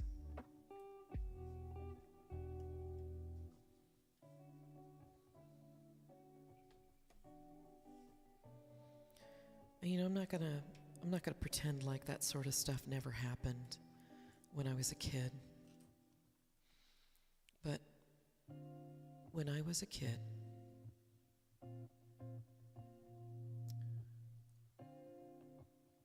if you had a bully, it would have to get pretty bad before you tell anybody about it. 'Cause snitches get stitches. Well, okay, maybe not back then. Maybe not at my school. Not a lot of bullies beating up on people at my elementary school. They were mostly just kick you in the shins and take your lunch.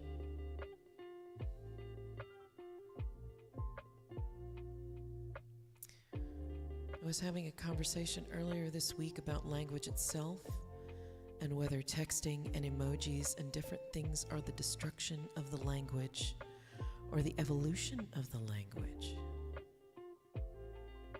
In a way, we're coming full circle. These are the new hieroglyphs.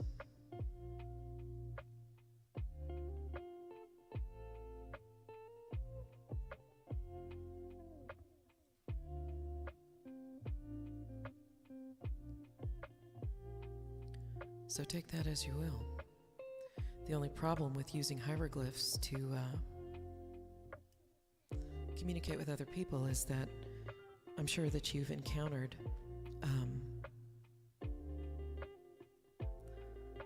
everybody defines emojis differently. Like there are young people who think that a thumbs up is not actually thumbs up.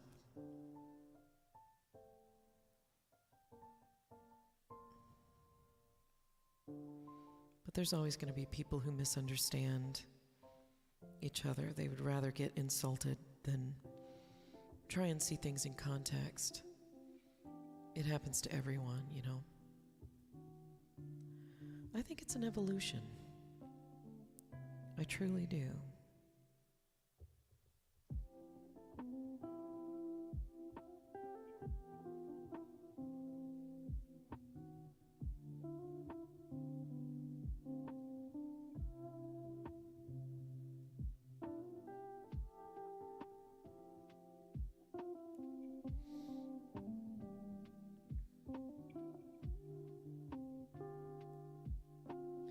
And why do you need 16 different smile emojis? It's not enough. 16 different smile emojis are not enough.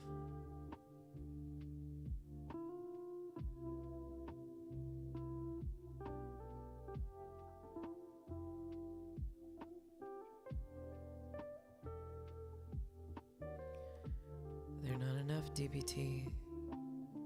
You need all 16 of those.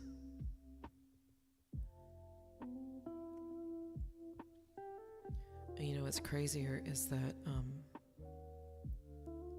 my Gboard on my Android has a feature where you can go in and create your own emojis by combining two of them. It's kind of wild.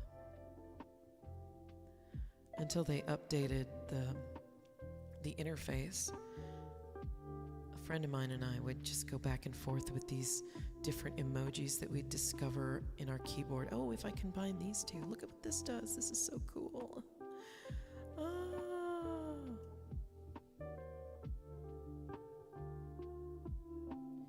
And the bad part about that is that all of my recents, my frequently used ones, those were pretty much ruined. I'd have to look for them all over again.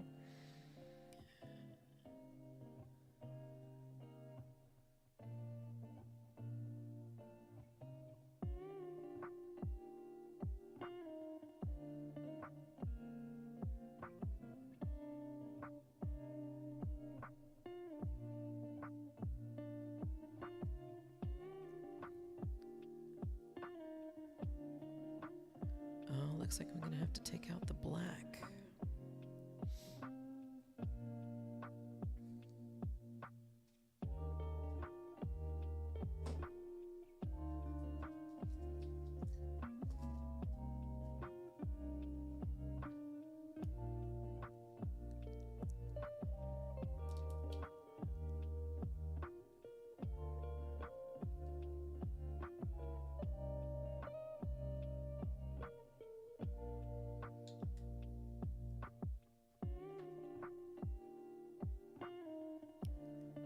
just a little bit of that black, just a tiny bit.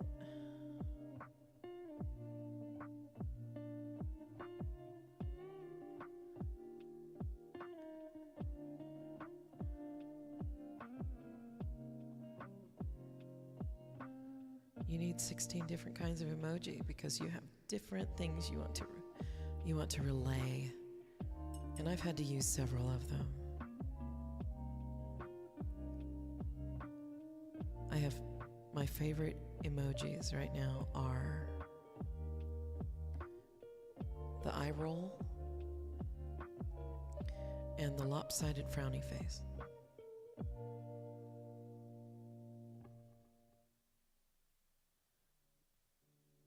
I use them all the time, which kind of gives you an insight into where my head's at these days. All right, let's see what this does.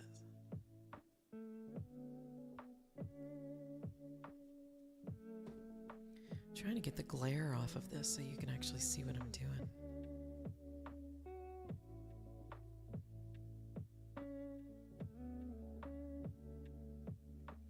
Not dark enough, not yet.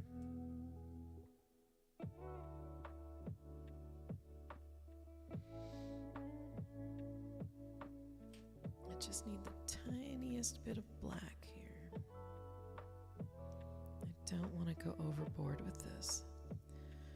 My favorite one currently is a skeletal hand giving a thumbs up.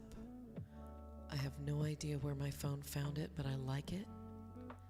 Until you just gave me this information if thumbs up doesn't mean thumbs up anymore. So now I'm quite confused of what I'm saying. Oh, yes. Maybe you mean F you until you're dead. I don't know, that sounds really terrible. It sounds awful. But you know, I think maybe you can nullify the negative of a thumbs up by combining it with something else.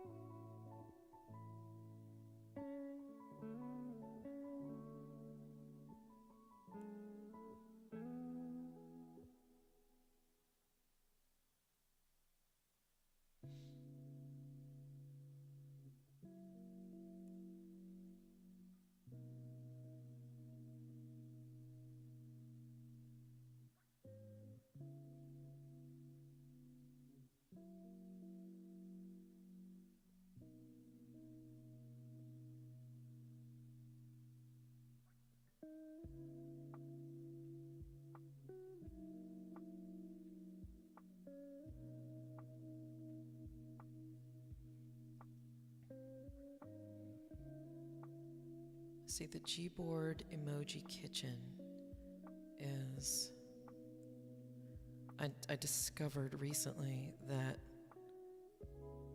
all you have to do is tap one emoji and it will give you the opportunity to see all of the emojis. All of the emojis that can make. Which is kind of cool, really.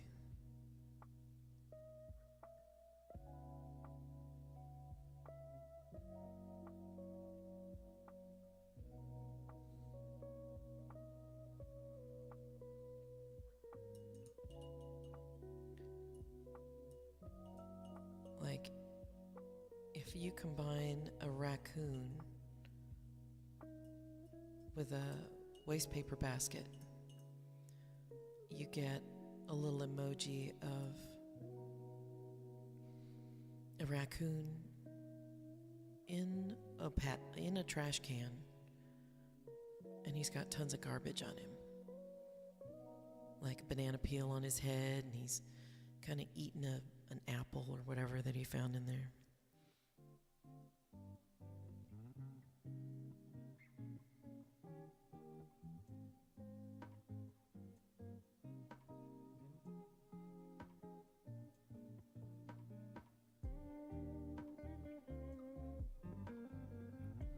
These are really cool ones.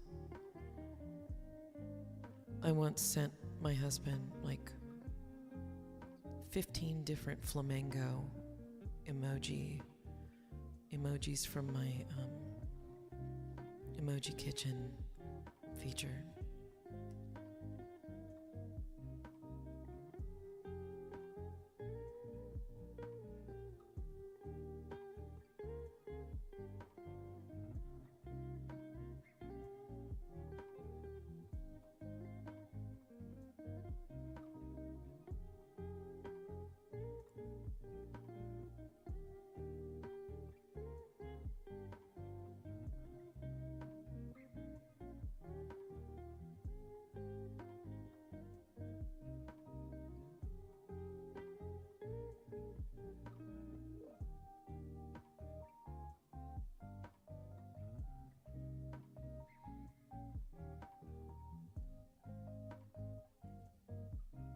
There was a team in the independent baseball league somewhere in the Midwest in the States that used the raccoon as their mascot, and they called it a trash panda. Oh yeah, I love the trash panda. What do they call it? Moniker?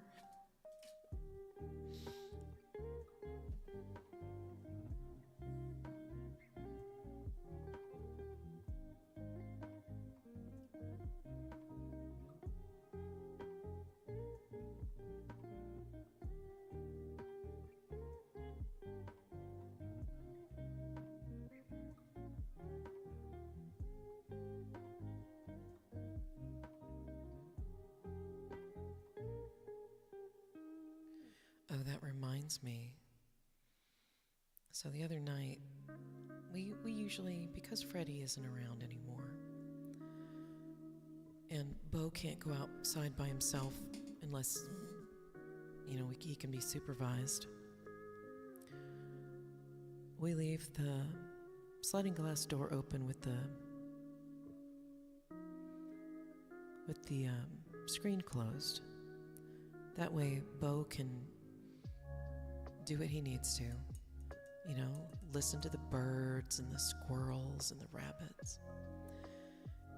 So I'm in the kitchen, I'm not a few feet away from the open screen door, and I hear this weird chitter, screeching kind of thing. And Bo suddenly gets all crazy. He's like, "What? That's crazy. What is going on?" And so he starts doing this thing that I only know of cats to do at birds during the daytime, but I don't know. Bo is very confused. He's a very confused cat.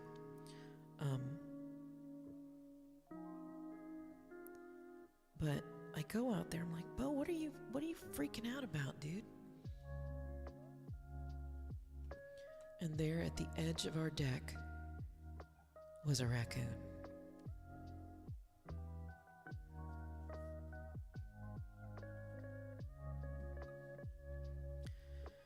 Let me tell you something, friend. That raccoon was huge. It was like a small child in a Halloween costume. It was just such a big animal. And I looked at it, and it looked at me. Kind of freaked me out a little bit. And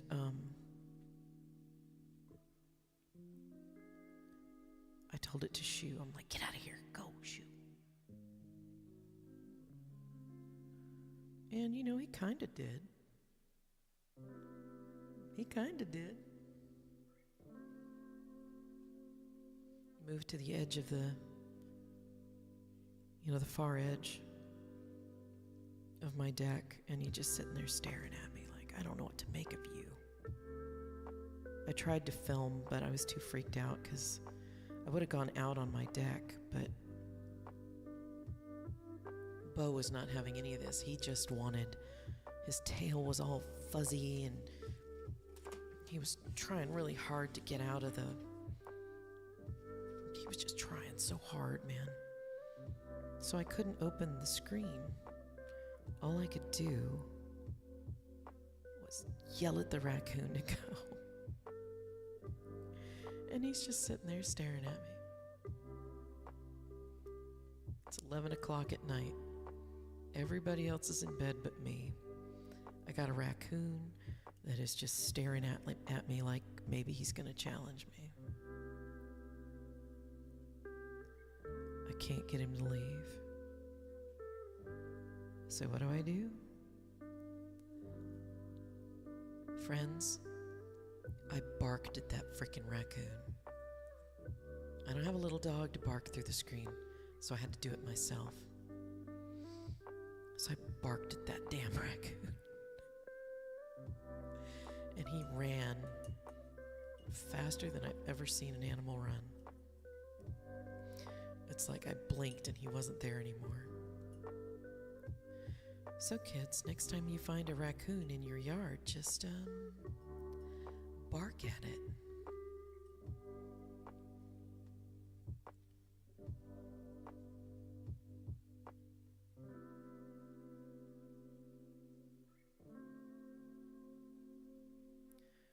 Just bark. Bark at your damn raccoons. All right, it looks like I've got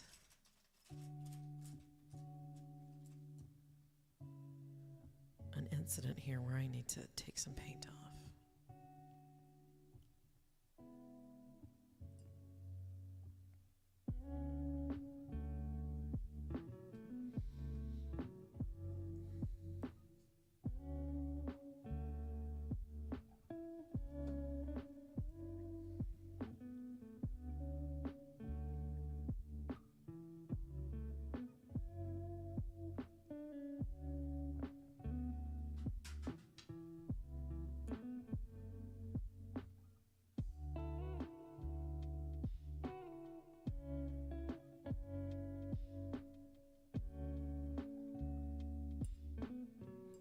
Too enthusiastic with this. All right.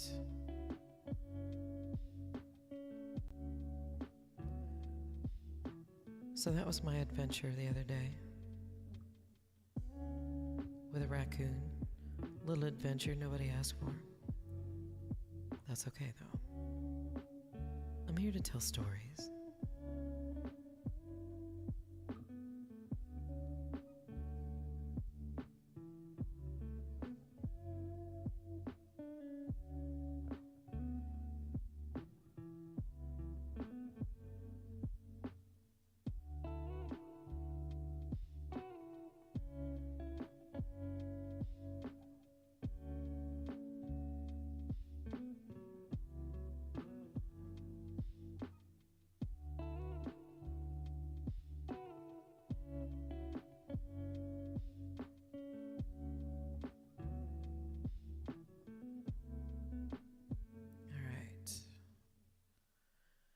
I think we got a decent representation of a few dresses.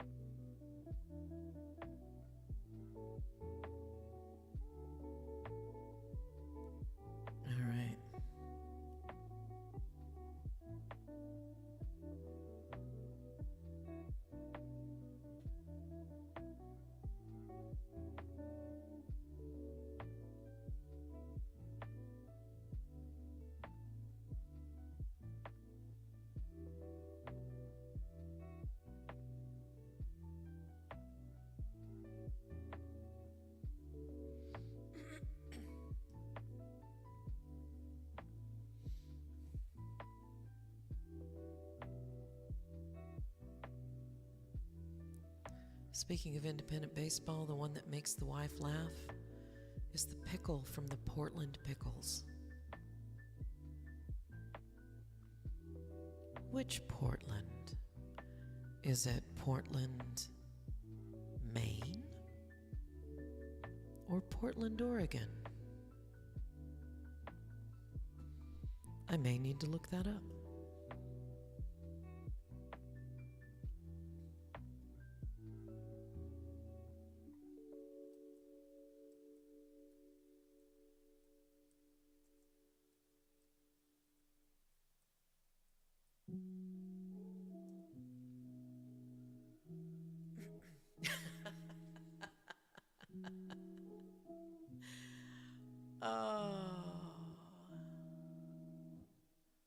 The South Division of the West Coast League.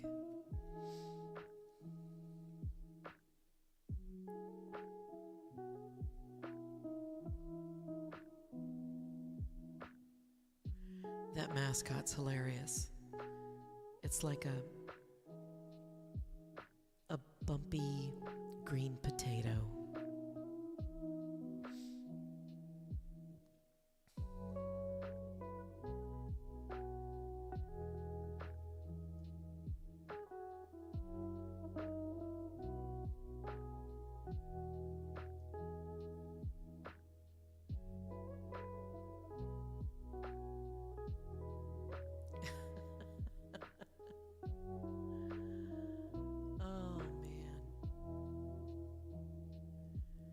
When I came across it and showed it to her, she couldn't stop laughing. Yes, that mascot is brilliant.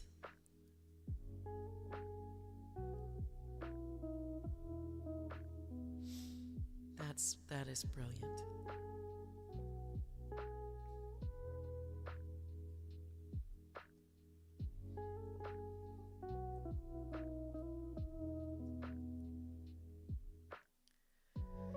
We have a baseball team. It's not in the same league, but they're called the Rainiers because Mount Rainier. But their R looks a lot like the R that they use on the label of Rainier beer.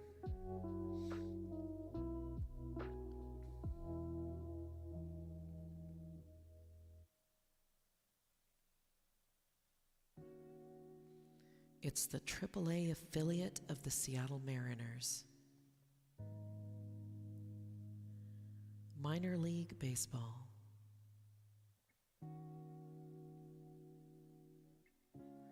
Wow, some of these names are a little strange. Interesting. Minor leagues apparently have the Space Cowboys. Very interesting.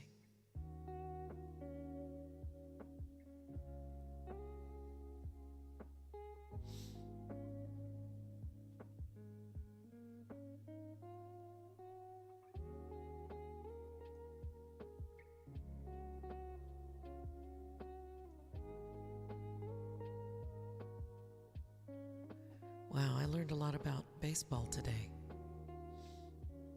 And you know that the sad thing about that is I've been to a minor league baseball game. Like in the last few years. I should know these things.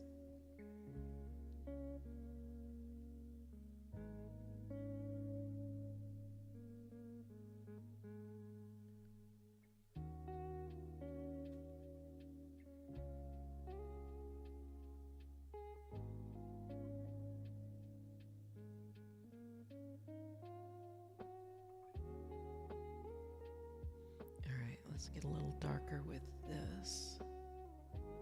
Oh, that's too dark. Whoops.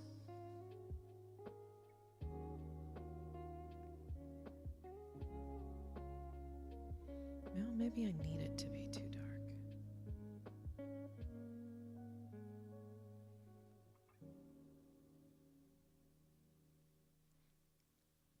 We have a Sunday pack that gets us 10 games a year for our local independent team. We love going on a Sunday afternoon and enjoying a game in the day out in the sun. You know, I would love to do that more often. I do like live sports. I can't seem to watch it on television. TV sports don't excite me at all. I would much rather just go to a game.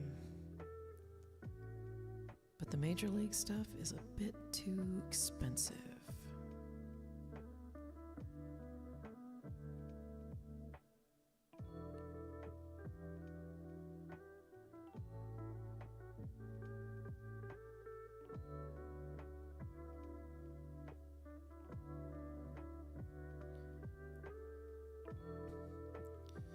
Sunday pack. So is that for minor leagues or local leagues or something like that? Because that kind of makes sense. All right, let's see how much damage I can do with this particular blend of gray.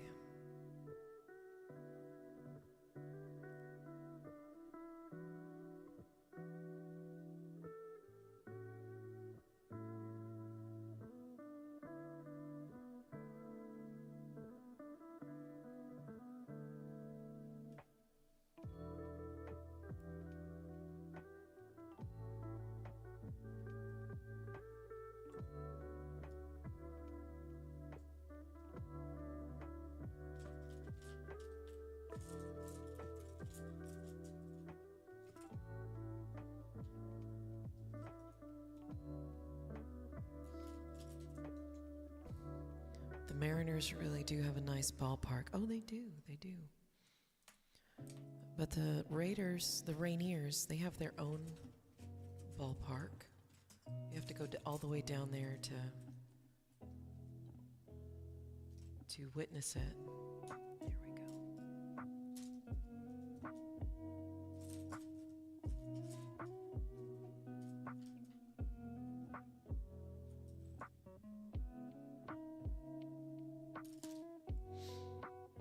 And I do like the Mariners ballpark. I used to have more opportunities to go see a Mariners game. And I kind of got spoiled because the tickets that we would get were up in the higher ups where they have, what do you call it? Seat side service.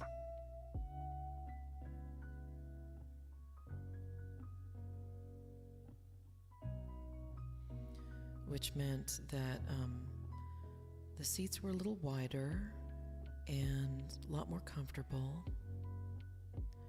And as soon as you sat down, got yourself, situated,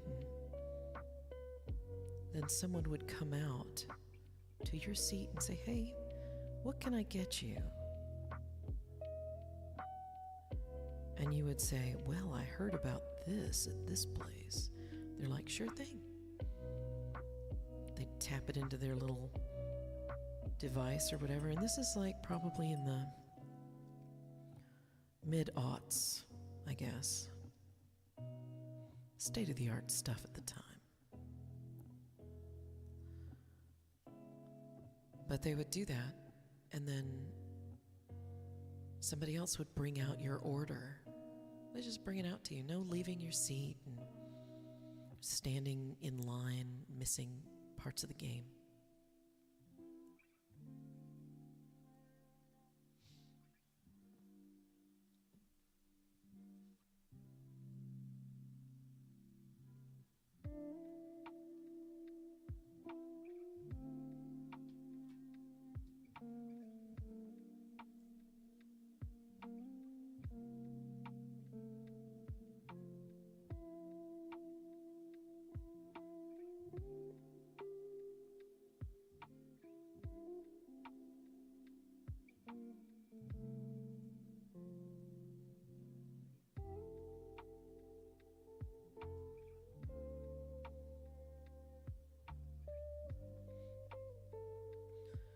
But one day, the perks ran out, we went headfirst into a recession. And the people that allowed us to use their season tickets couldn't afford them.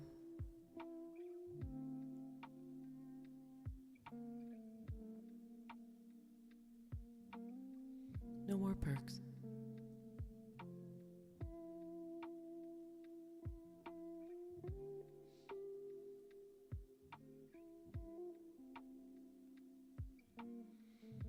Local team is an independent league that is the equivalent of low affiliate baseball. I would say we get baseball between May and mid-September. Oh, always a fun summer when you can do that. Always a very fun summer.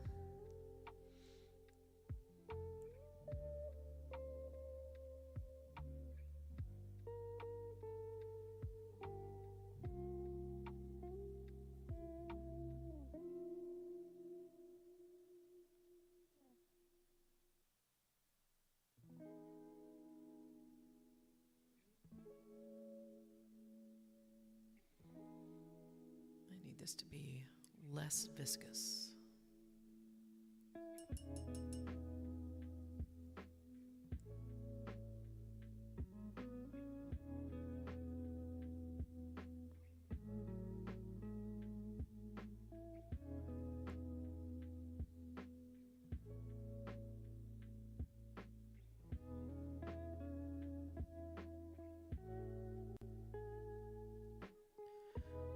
We are the only Canadian team in the league. We compete with teams from Fargo. Whoa, Fargo.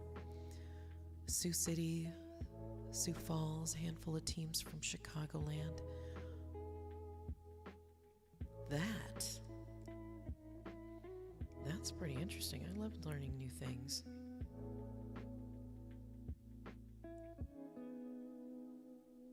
And that is one of those things that is kind of new to me.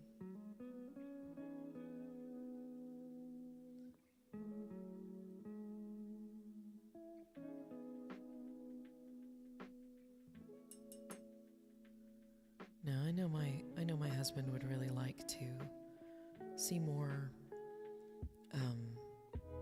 just go out more. Maybe see friends and go to a game with them. He recently went to roller derby.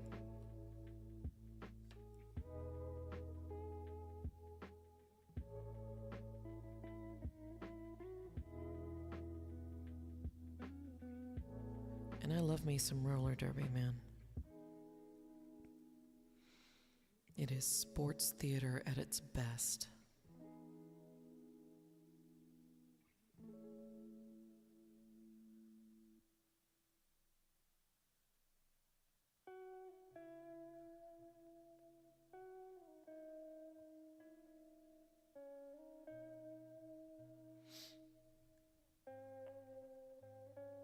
And I thought I could do something like that at one point, but the issue with being on a team is that I knew how to roller skate really well. I had a good command and I was very strong.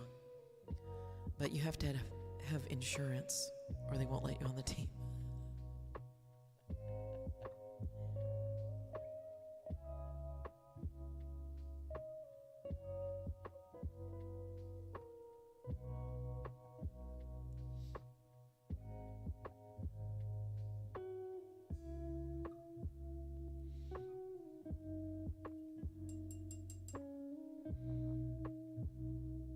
Which, makes perfect sense.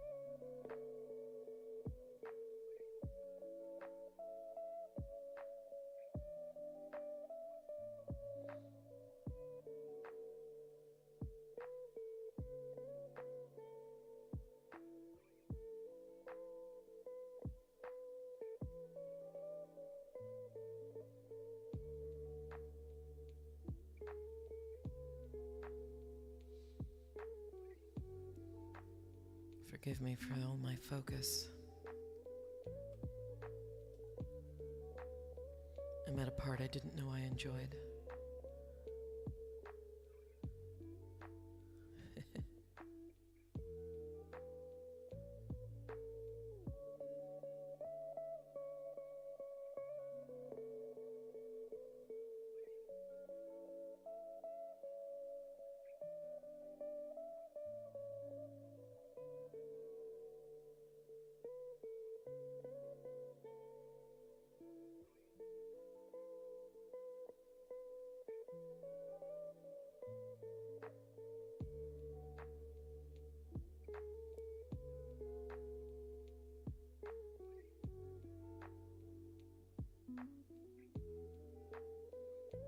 Neat.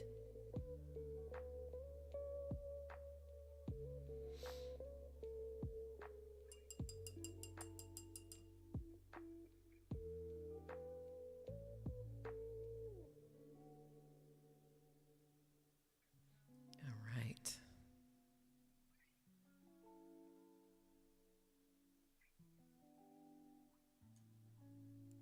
Very nice.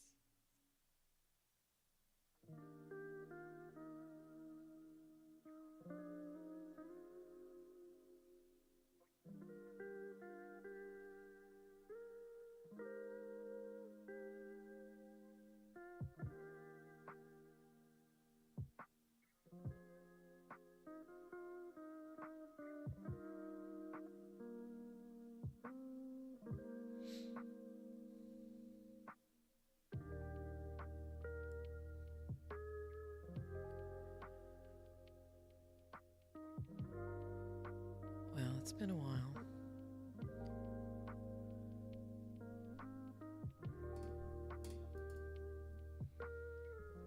Oh, so I was gonna update. I have a sleep study coming up next week. I'm actually pretty stoked about it.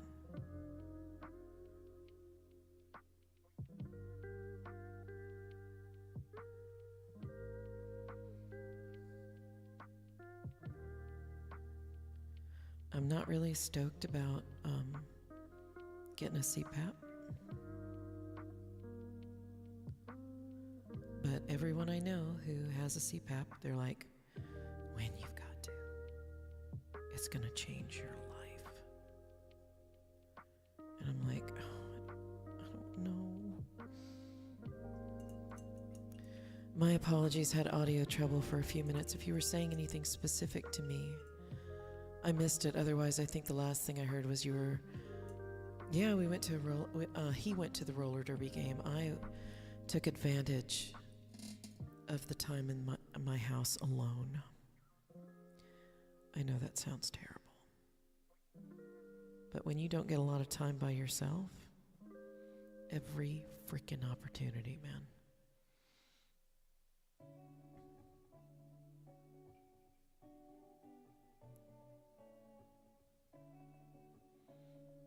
I actually reached a breaking point not long ago.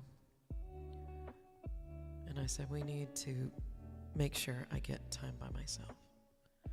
Because I can't spend all day in a house where I might as well have a rat living in the wall. I can't do it. And so some things changed. And now I get a lot more me time in the house, which is nice. So the roller derby thing was something he did with some old college friends. And I probably would have liked to go, but they always want to bring their kids. I didn't want to deal with it.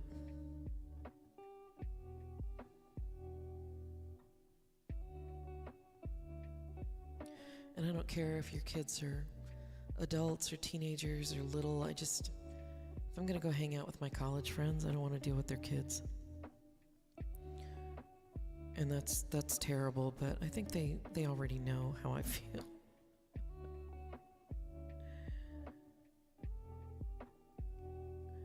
I don't hate kids, before anybody comes at me. I don't hate kids. I just don't want to be around them when I'm trying to visit with people I don't see very often.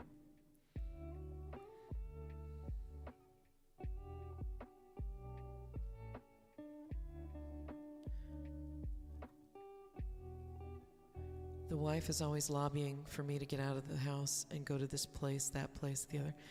Well, there's nothing wrong with getting out of the house. Unless your house is your happy place, then there might be some conflicts.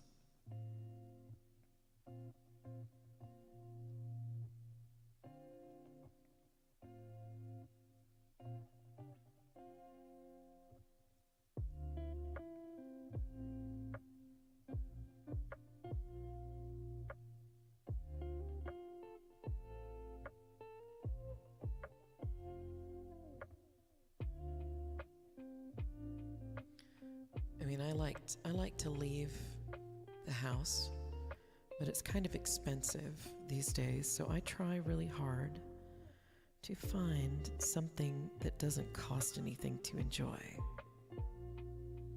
You know? She works out of an office, so she heads in 5 days a week. I work from home, so for me it's a lot easier to be here more often. So when there's the opportunity to give her time to herself, I have no problems doing so. You know what? That's good. That's good.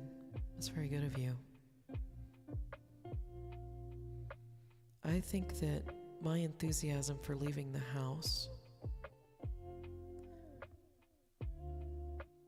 has been hindered by the aftermath of COVID, you know?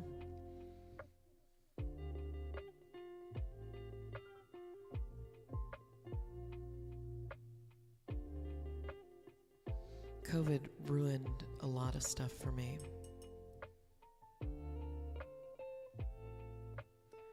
And it's probably why I value my alone time. It's because going out, I'm just, I have very few places that I can go that don't cause me a lot of anxiety. And God help me if I run into somebody I know out in the open that I wasn't expecting to.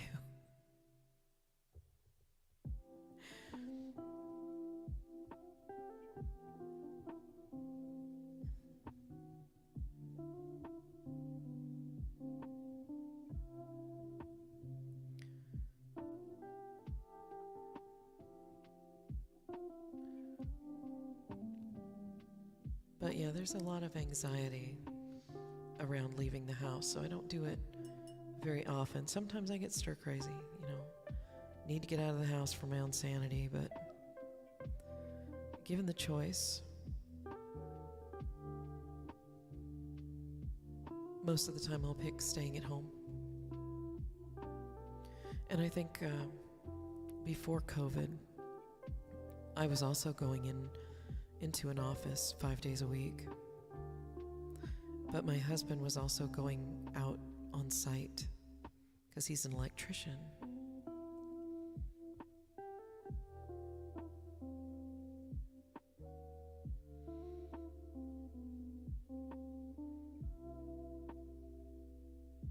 But once COVID hit and everything changed, I mean, most of the stuff that my husband was doing, everybody on site was masked. And he was outside because that's kind of what was happening. The beginning of COVID was all about, you know, you can be outdoors, but maybe you should be masked, maybe you shouldn't. And he'd come home and he didn't want to go out. And all I could think was, please let us go to the park. Anything, just get me out of this house.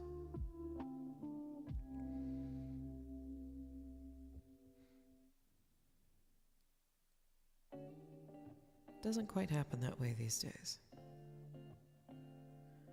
So I'm home most of the day, I am doing lots of chores. The big thing I have a hard time doing is getting rid of clutter, because I don't have a problem with throwing out paper unless it's like a bill or some kind of statement, you know? But I spend my days at home figuring out what to do with that.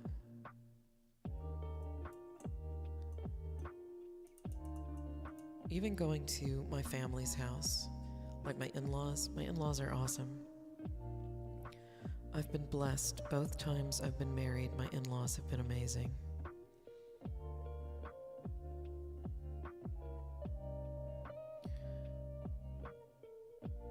But since COVID, it's been very, very stressful. I don't know how to act around my family because I don't see them very often.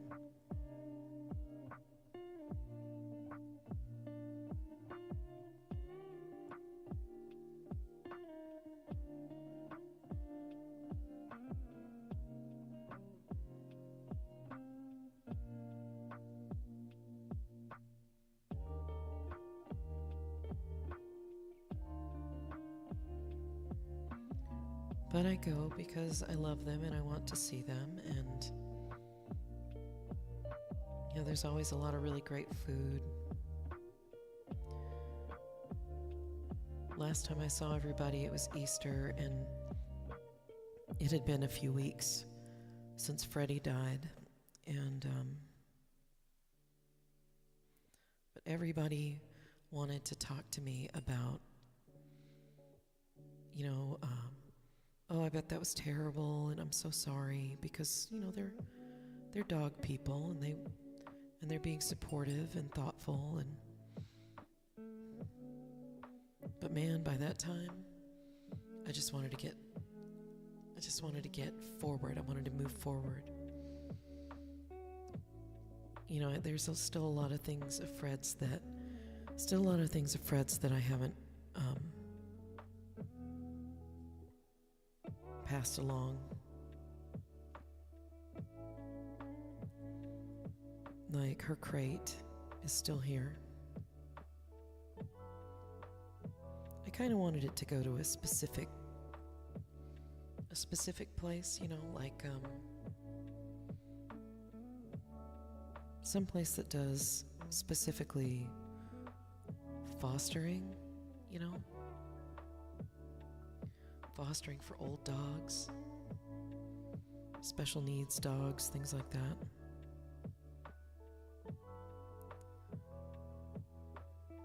But then some friends are like, no, just take it to the shelter. They have programs. Somebody will appreciate it.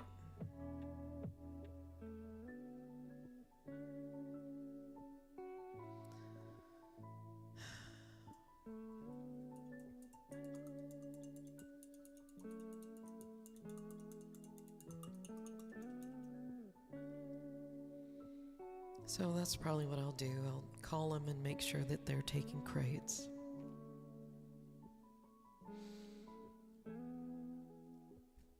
I think the crate and the dog seat, because she had her own little seat in my car.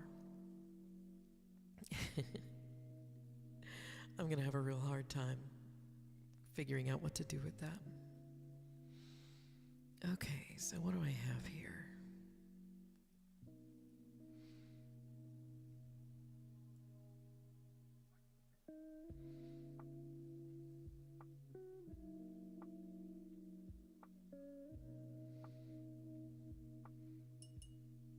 Her little dog seat, and the day after she passed, I had my husband take all of her things out of the back of my car,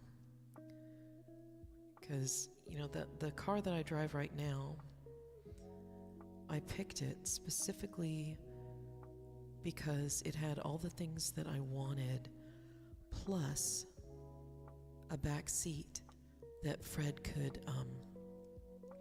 sit in her little high chair and actually see me while still letting people sit in the back seat. All the other ones, they had these, what'd they have? Bucket seats in the back, and I thought, bucket seats are for RVs and van campers, and I don't want to deal with that.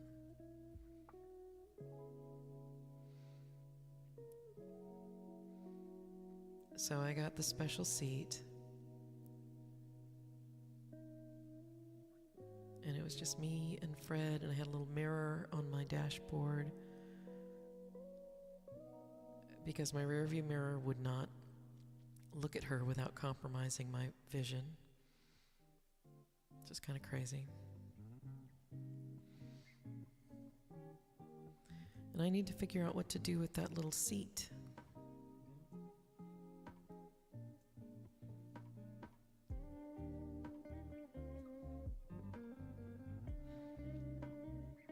And today, I've been finding little things of Fred's all over the place.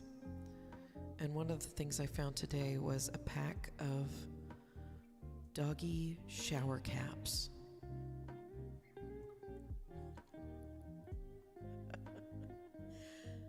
Yes, my little dog wore a shower cap whenever I bathed her. Very few exceptions. Kept the water out of her ears.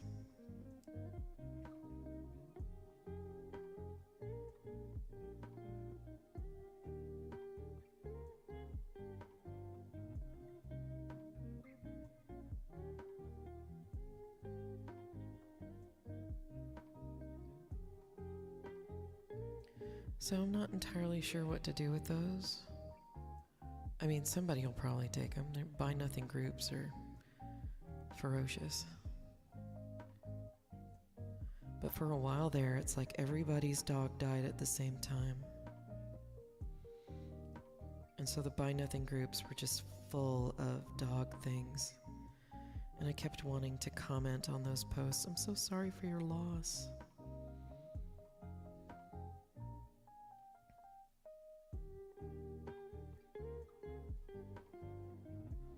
But I didn't, because you never know.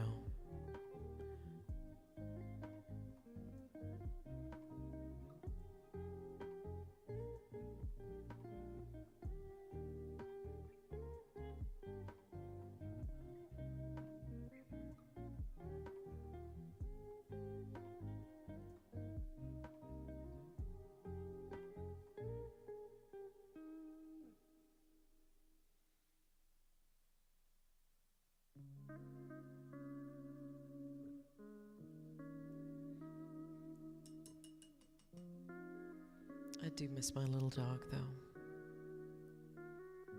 And every time I find a new thing of hers that I need to figure out what to do with, you know, I just kind of go over the whole thing all over again.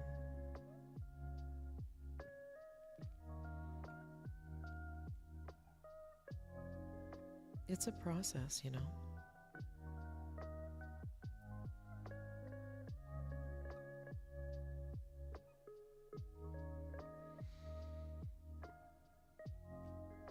But you know, I also think that going back to the stepson thing, not having Freddie to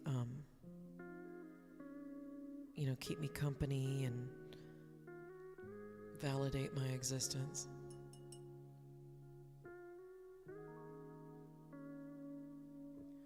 just kind of made me realize how completely and totally out of my element I am in my own home. So I put my foot down. I said, you know what?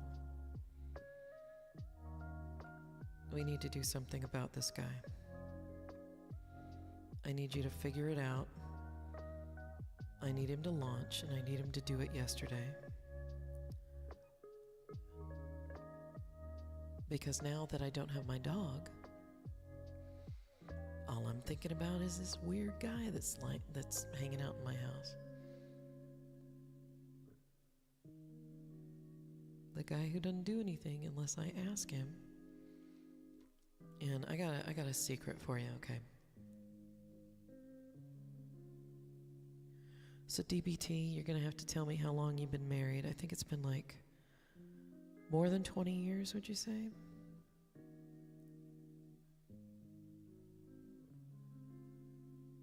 Because that sounds about right, being more than 20 years.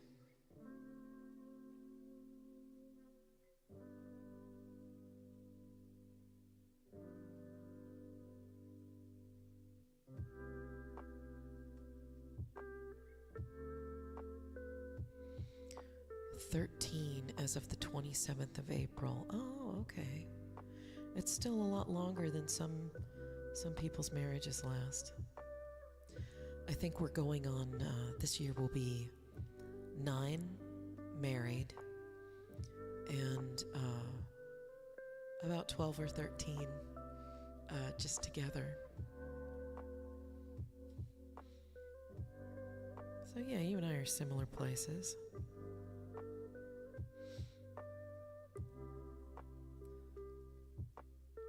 Well, I see a lot of Instagram relationship reels. And one of the things that I see most from these couples, they're doing lots of little,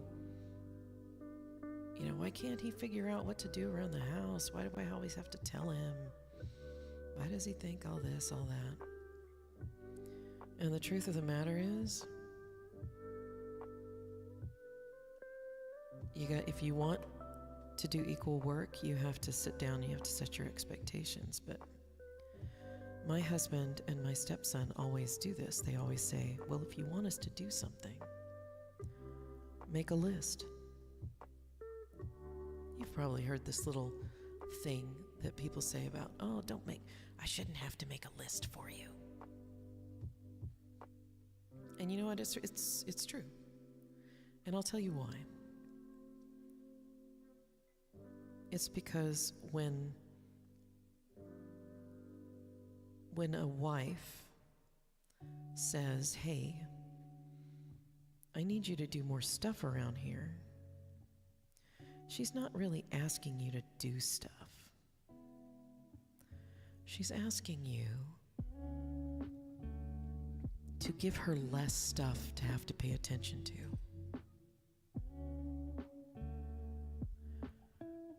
And it might be a little unreasonable because you have to be really intuitive and you have to know what to look for, right?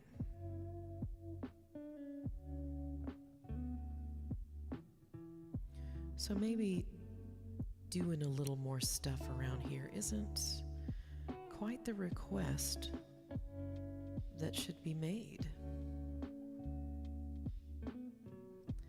Maybe, just maybe, instead of asking for more help, you should be asking for more responsibilities. Would you please take on more responsibilities in the house? Know what I mean? Because if someone has to make a list, they're still shouldering that mental load. And I think that's like an age-old problem, right? Like in the 70s, when my mother was just freshly divorced, my parents were freshly divorced. And my mother only remarried once, but my dad remarried several times. Looking back, it's like, Dad, no. Just stop. Don't do that. You're going to be really unhappy if you do that. But it all kind of boils down to the same thing. Please do this. Please do that. And it's not that, he didn't want to help. It's that mental load is huge. It's huge. It really is.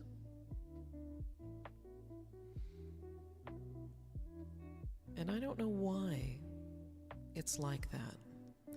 if it's just physiology, biology, the way we were raised. What exactly is it that has women shouldering the load if it's not cultural? Because compared to 50 some odd years ago, men and women are right up there. You know, you have house husbands and stuff, right?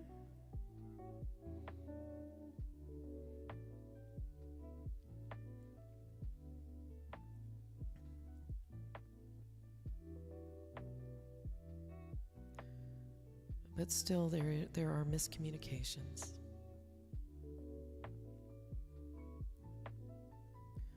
Misunderstandings, things like that.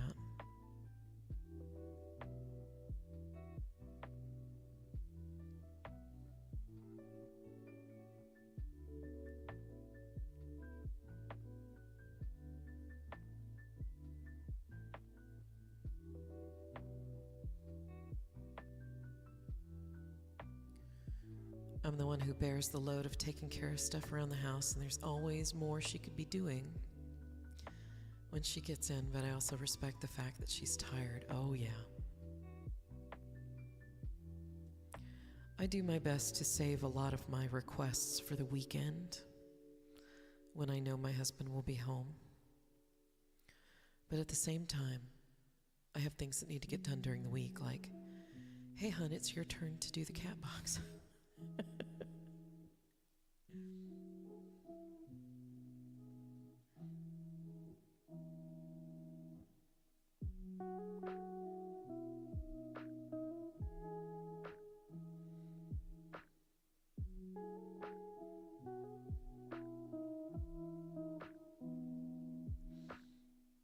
So, stuff like that.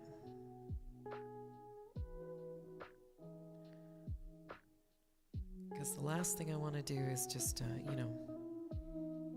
get all up in his grill as soon as he gets home.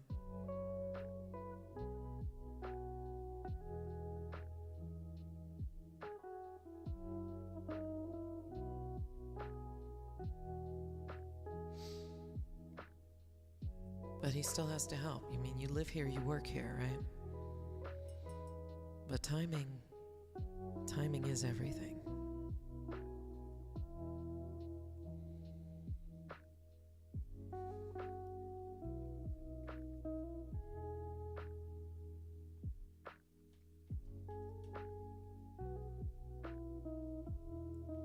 And usually, Jack is pretty good about doing something when I ask him to do it. And the way that Jack has programmed himself, and he's programmed himself pretty well. He knows that if he doesn't do it the minute I ask, that he'll forget. So he just stops what he's doing and he just goes and does it. It took me a long time to get used to that.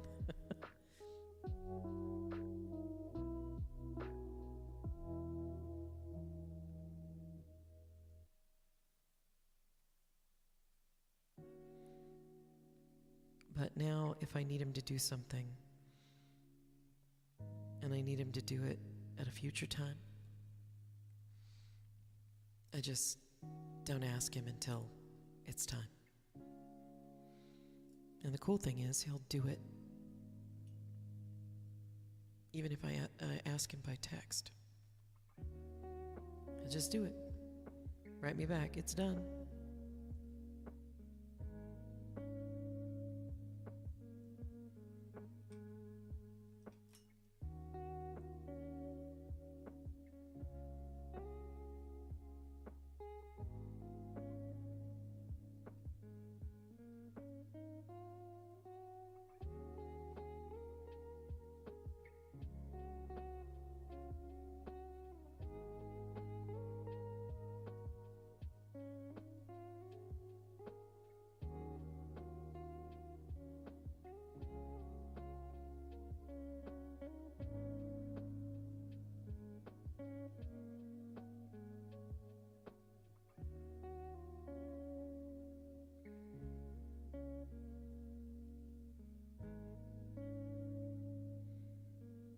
trying to teach his son to do that. We're trying to teach him to just do it as soon as somebody asks you. Of course, this is kind of an uphill climb.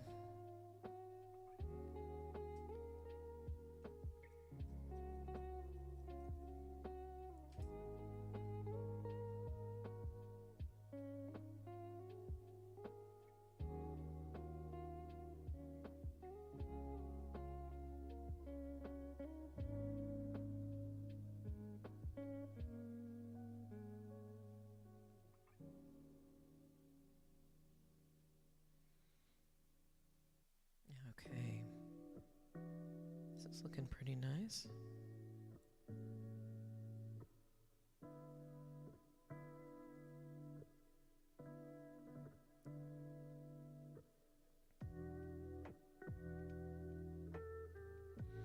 Looks like I've got to reshape some of these things, but it'll be all right.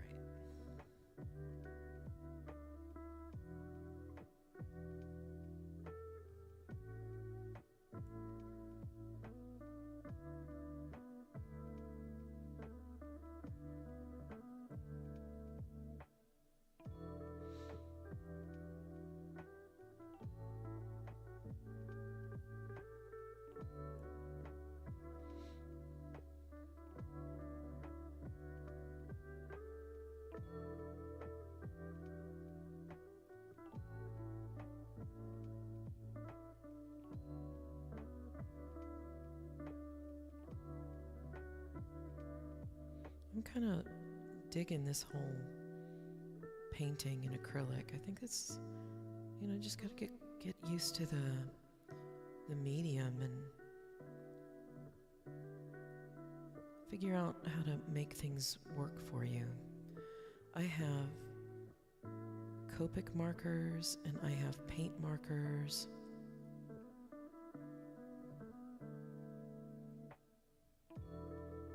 But for some reason, how much do I figure? Let's see, it's about 3:15. 3:15 I've been on, so I am guessing at least another half hour. At least. Because I am getting to a point where my hands are starting to feel weird. And I should probably think about wrapping it up, but I want to get to a stopping point,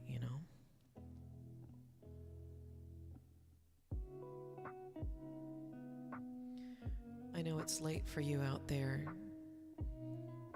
DBT, so don't feel like you have to stay up just for me. The only thing I would really ask is I've gotten some grief from other streamers about not raiding. Wynne, why aren't you raiding? Oh, because I can't really raid. I only have like 2 or 3 people, and as soon as folks hear that I'm raiding out somewhere, they just they leave, and then I don't have enough people to do a raid into another stream, Oh, Wynne, you think too much. Just do it. Like, if I have one person hanging out with me, chances are it's a bot. I don't want to send a bot to somebody else. I don't think that's fair, do you?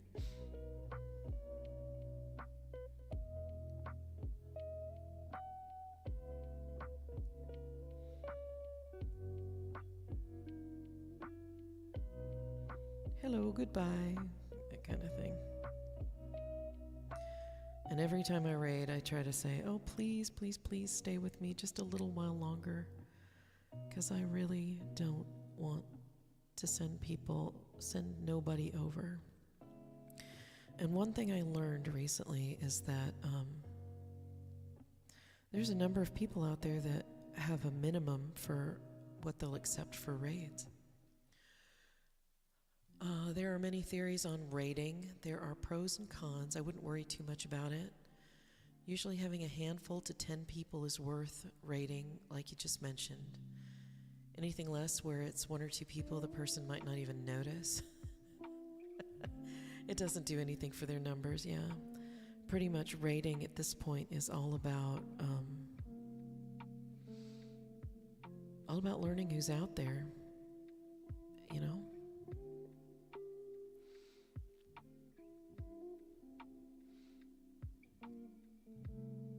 Yeah, I told, you probably have guessed who's given me grief. Irene is the one who's told me that I need to raid no matter what. There was another streamer that I followed for a while, and then she stopped streaming.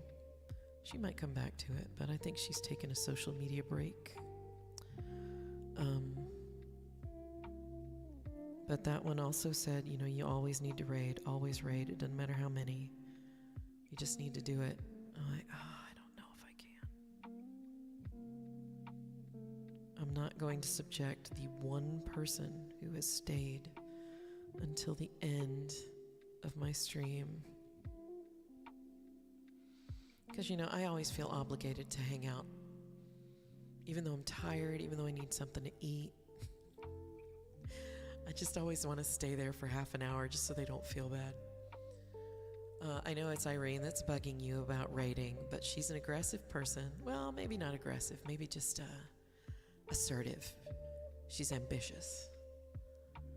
She was actively trying to grow her community, so when she had good numbers, then she could do it. Yes. And you know what? With the way that the world is now, there's not a lot of people online. I've noticed that much. I don't think there's anything really wrong with my streams. I think it's just a matter of visibility and promotion, and I have not felt... sometimes I just don't feel like promoting. Sometimes I just want to... Hey, this is like, for me, this is like going to a coffee shop with all my stuff and going, hey, this is what I'm doing. Look over my shoulder, start up a conversation. Let me say, hey, hey.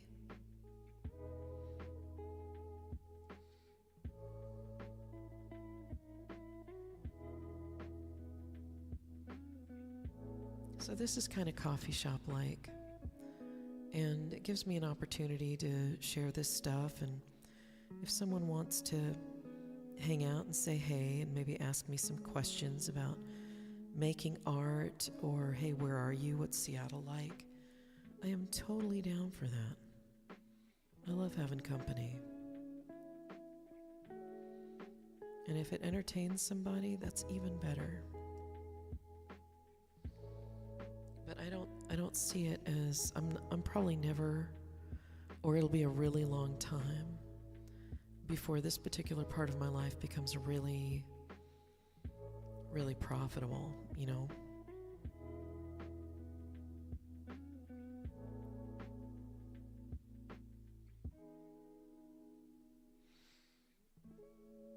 Although I have been thinking, wouldn't it be cool to take my guitar and just go out to the park and play? Wouldn't that be great? I mean, I don't think you need a license in this town to do that. But it would be really nice to be able to, put out my guitar case and see who throws some stuff out there, You're right, the words that you used were better words to describe Irene. Well, sometimes it just kind of pops up. I know I've used aggressive before instead of assertive. But I knew what you meant. I guess if you feel like your community is small and you want more people, then promote it. Yeah. If you're happy with who comes in when they come in and you have no issues doing your thing and enjoying what you're doing, then wouldn't worry too much about it. Yeah. I think Irene wanted me to feel like my art and my creativity was worth the effort. You know, when it's worth the effort if you just do it. People want to hear from you. You've got something to share. And that hasn't always been my belief about myself.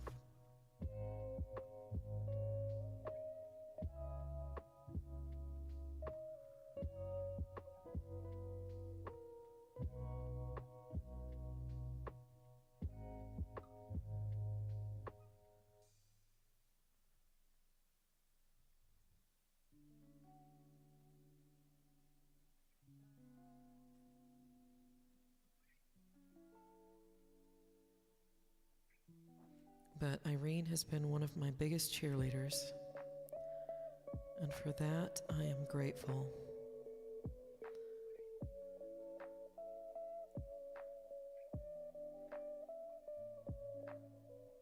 And I don't know if I mentioned this during the music stream, but I went over to Irene's to do some painting and, just hang out, because why not, right? It's fun. They're fun.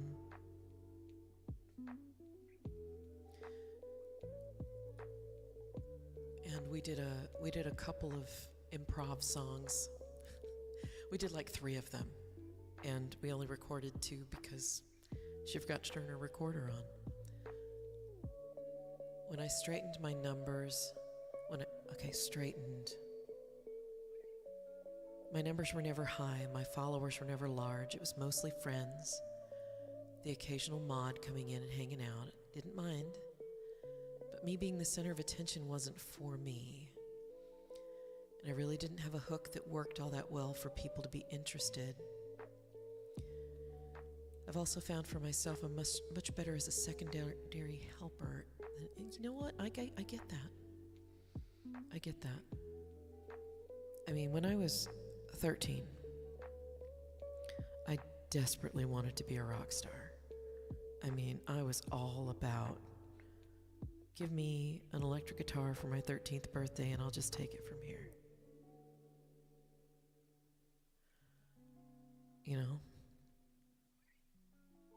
Just give me the cool stuff and I'll just do it. I like performing and being the center of attention because that's fun. But I don't know, there's something about doing it by myself. I think that's why the dual streams that Irene and I do together are so fun, because we can just riff on each other and lift each other up and things like that.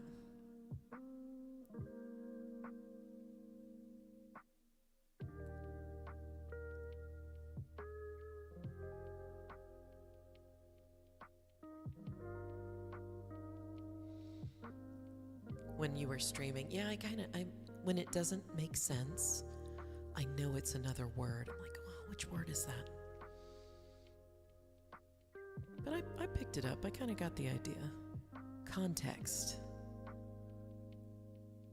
A lot of context there.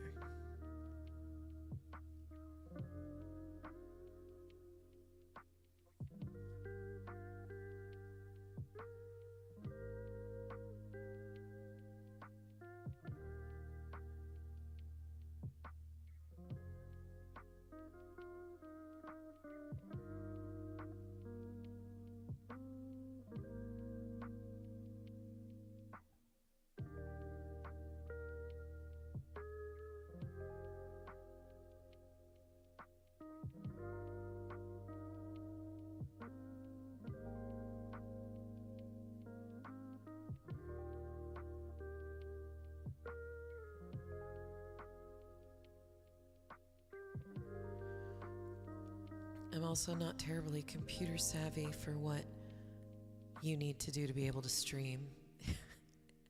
It was definitely a learning curve. It's funny because in real life I love being the center of attention.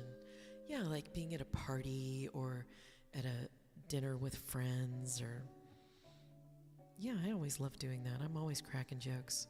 I'm one of those people who cracks jokes when I'm nervous, you know?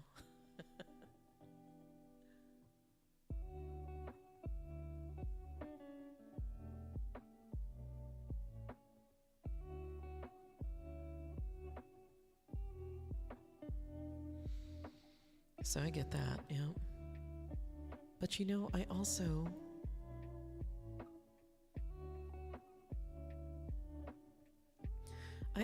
really enjoyed performing with the band.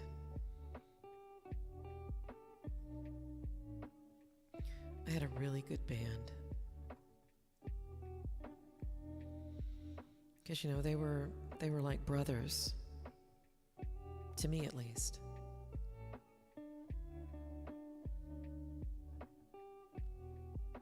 And Ron, who Irene and I are always riffing on because he's such a strong personality.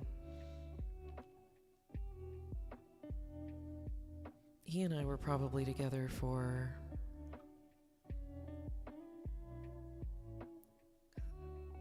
12 years as bandmates.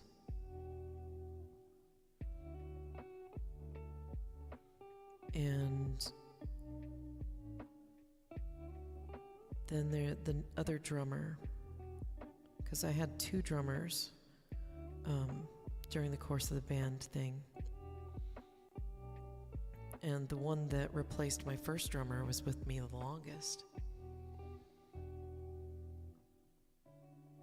And he's like family. I think of him and his family like my family. I don't know if they think of me the same way, but sometimes when I think of the guys, I just kind of, I don't know, I get sad. I watched all their kids grow up, you know. I'm the weird aunt. And now they're all grown.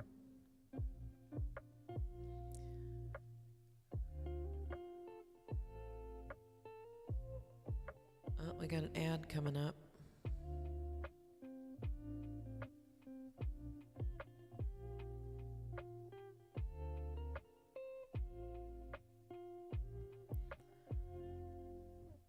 So there's that.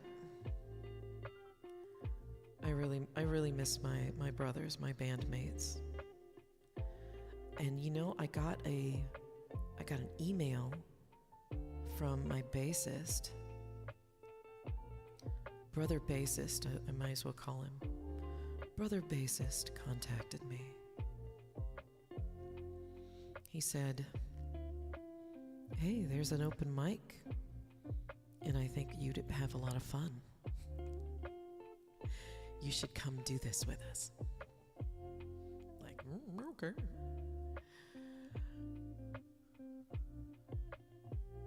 The guitarist that I'm working with is now my ex's brother. The guitarist I'm working with now is my ex's brother. She's no longer with us, and I've known them for 25 years, but him, I still hang out and do music. He and I are now like brothers and consider each other family. There is something about being in a band when you've all been together for a long time,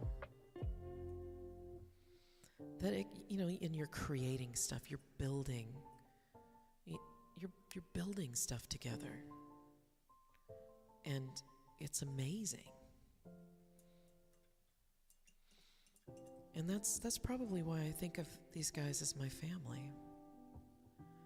You know, that I only have maybe 3 or 4 people in my immediate family.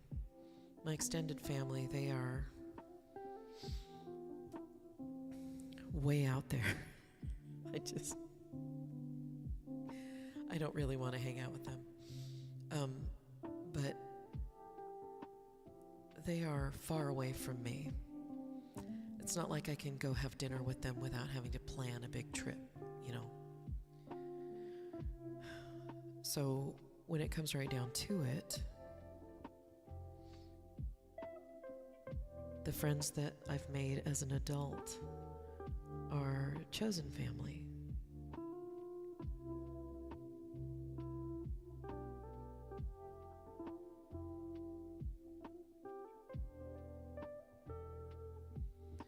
And I love my chosen family, and I don't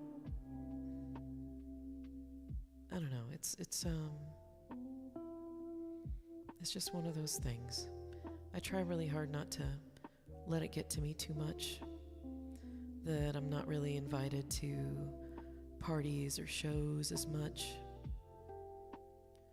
Because, you know, they, as soon as the band went its separate ways, they went back home to other projects and teenagers, and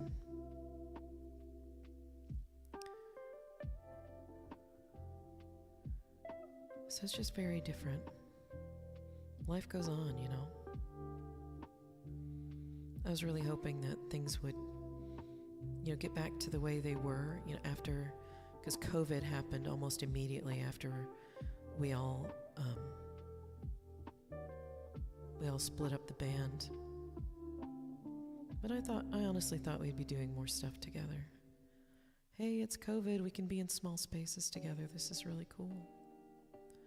But nope, gotta send kids to college. Maybe they're getting married.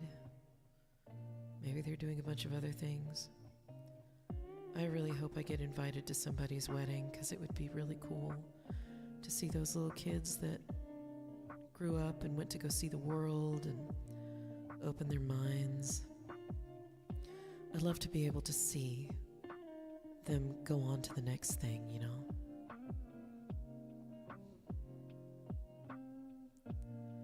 I send Christmas cards to everybody. I'm pretty sure they think I'm nuts. What are the best bands I was in split up? One of the best bands I was in split up because of COVID. And with everyone taking all the time off, we've never been able to figure out how to get back together and do things again. Yeah. But I don't think that was the case with me. I think it's just that things changed. You know, families changed. And I imagine that all of them sacrificed a lot to be in the band, just period.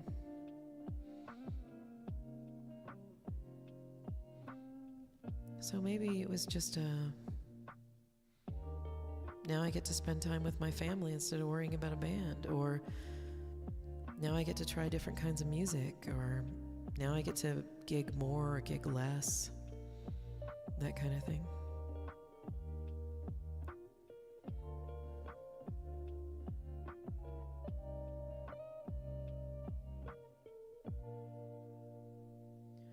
I know that my drummer has been traveling a lot. I think that's wonderful. If you have the money to travel, just freaking travel. I have a problem with airplanes.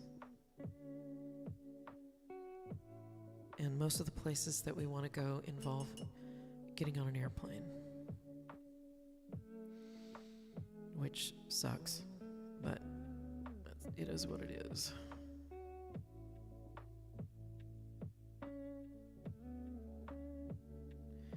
So I live vicariously through people.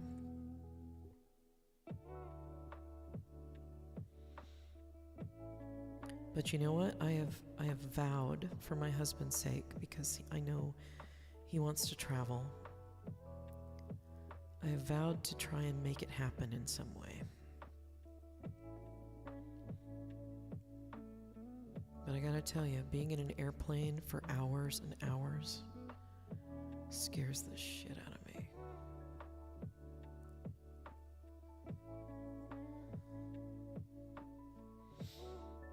Let's take the train. It'll take too long. I mean, it sounds like it'd be cool. But why take a train down to Los Angeles or San Diego or whatever is really cool, when we can get there in like an hour and a half by plane?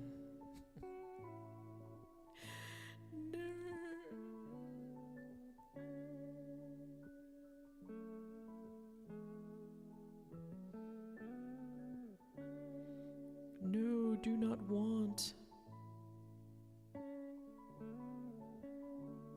Do not make me go on an airplane.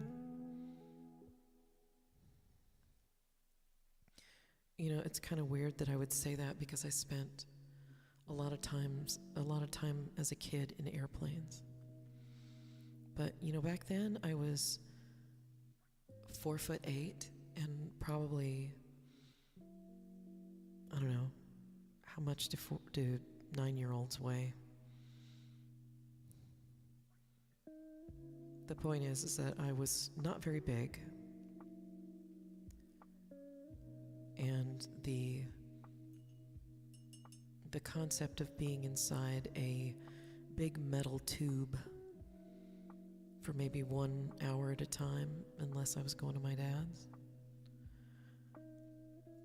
it just didn't faze me.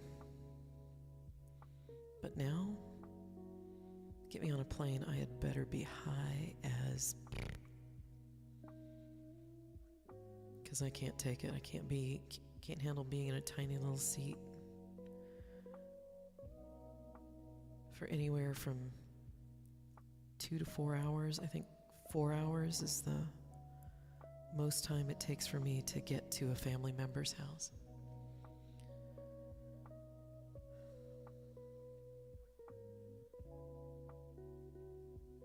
Okay, I got some good gray on that.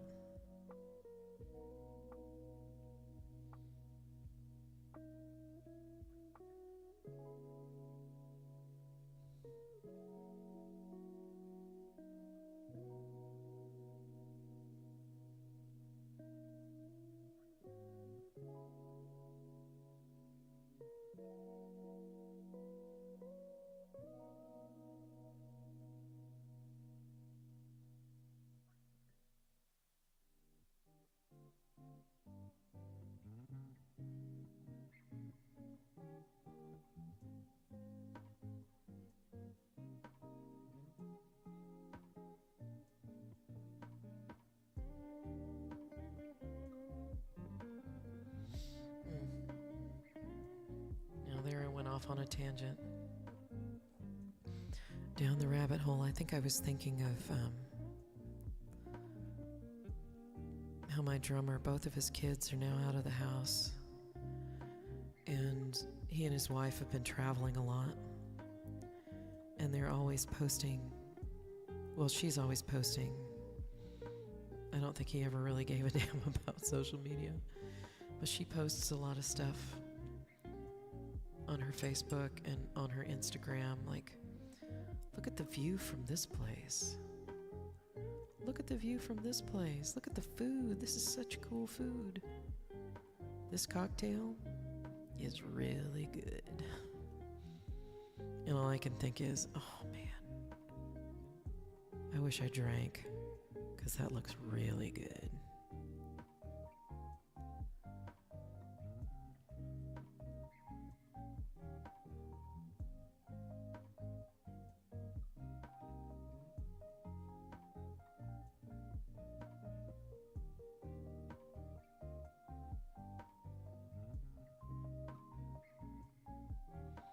And so that turned into, I wish I traveled. Because I'm watching my drummer and his wife just living their best freaking life, you know? I want to do that. I got a little bit of envy there. Or is it jealousy?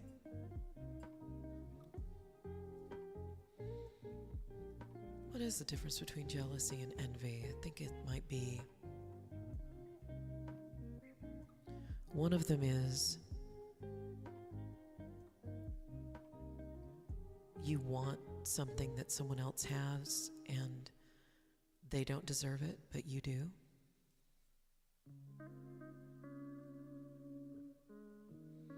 And the other one is, I really want what you have. I really want to have what you have too. So one of them is taking away from somebody who has something you want. Another one is, hey, I need that too. I'm jealous. I need to get off my backside. Do it. Okay, so I've got some dresses down. Let's see. is one dress that I really want to do.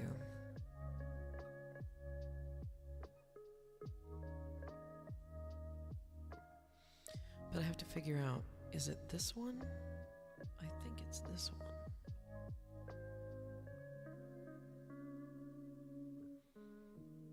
Well, let's see. Because it's a slightly different color than the one my mother is wearing.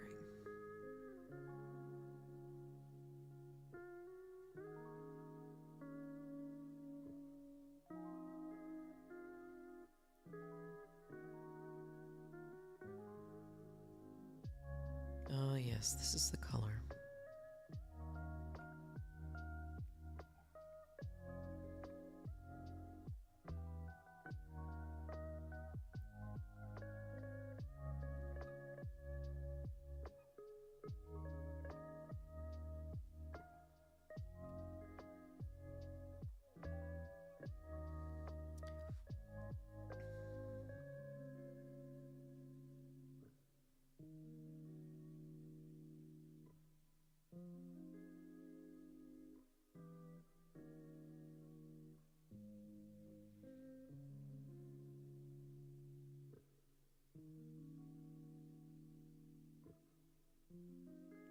Alright, looks like I'm gonna need to get more paint. More of this color.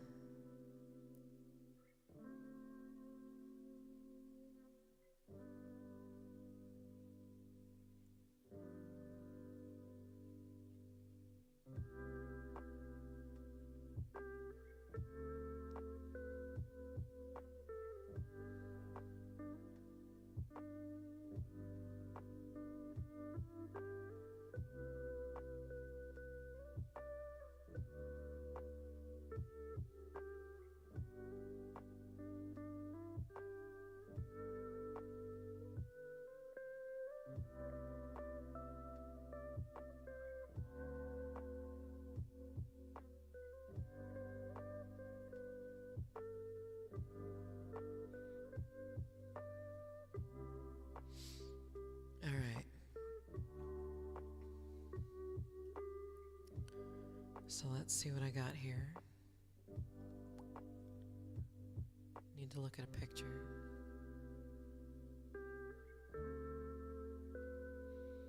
Yeah, I'm gonna have to grab that other palette real quick. So I think what I'm gonna do is I'm gonna get this here. This is something a little more solid.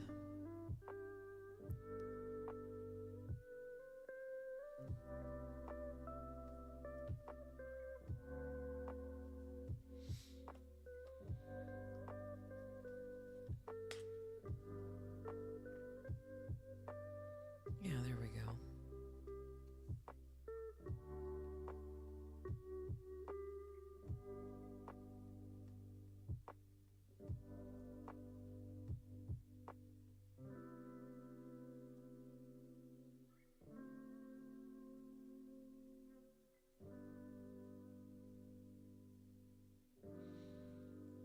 Because I am going to need to wind it up here soon, because I only have a little over 4 hours of music, and then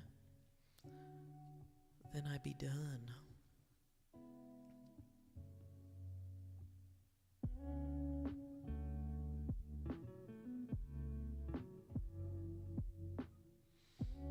Alright, where are we?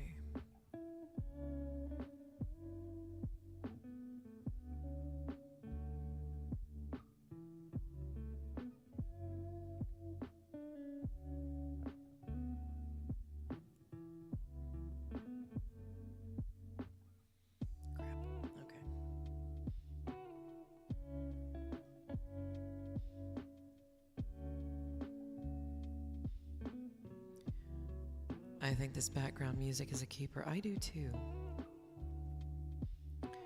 The relaxed movement was really good for a while, but one of the things that was starting to get on my nerves was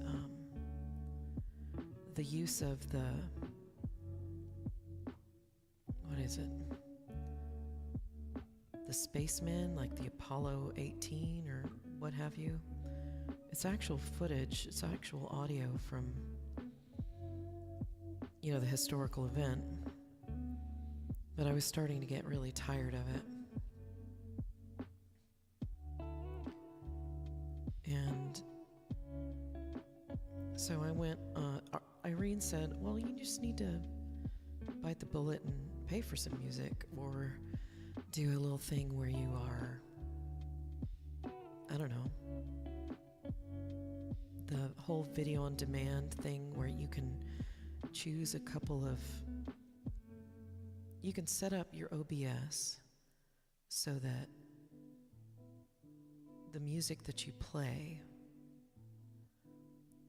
doesn't get put in your video on demand stuff. I'm like, okay. So I tried both of those things and I wasn't really keen on that. But this particular channel, so far so good, and almost everything is 4 hours. Almost everything. Unlike the relaxed movement, which is still really good lo-fi if you're just not really chilling to it. Maybe I've just listened to a lot of it for too long. But,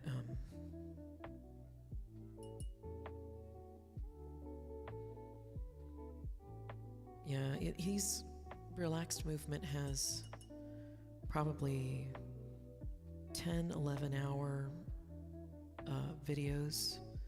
I can just pop in anywhere. But this guy has lo-fi that has many different flavors. So I'm gonna try him out over the next several weeks. He actually went onto Reddit and was telling people, hey, I've got copyright-free stuff, and if you want stuff that does this or that, then I do have a paid service, but for the most part, you can probably get everything that you need for free. And I went, hey, I'm down. Let's do that. And here we are. 4 hours of coffee lo-fi. Let me see if I can put their link in the chat here. Now, over on YouTube, they want you to put a description in your video when you're setting it up. But Twitch doesn't have that. You have to put in your description after the fact.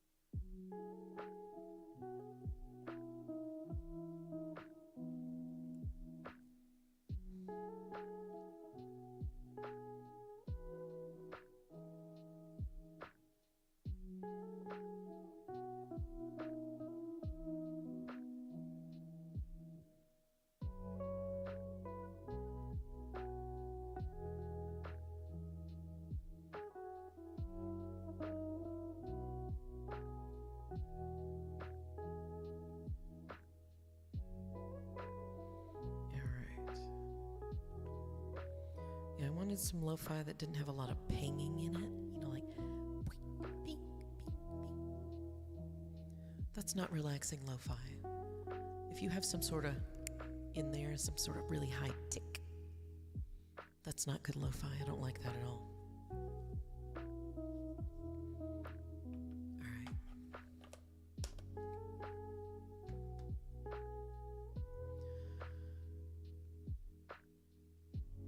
Let me grab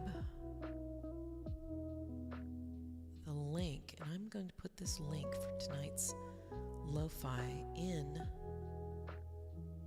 our chat. So let's see.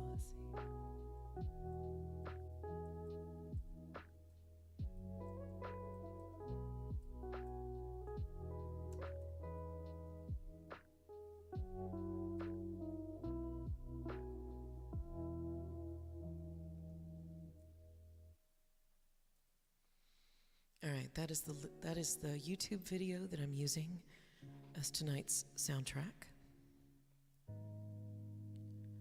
The artist is, let's see, Excelente. Very nice. Thank you, Excelente, for an excelente soundtrack for tonight's stream. Believe me, I've been looking for you for a long time, my friend.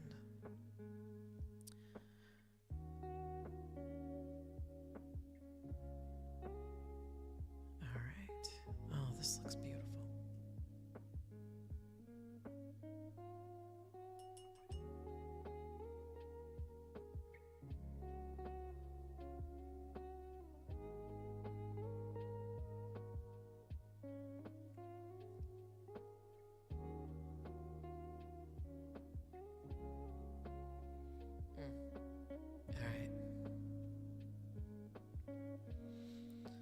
I will finish Karen's dress, but for now I'm starting to get a little hungry.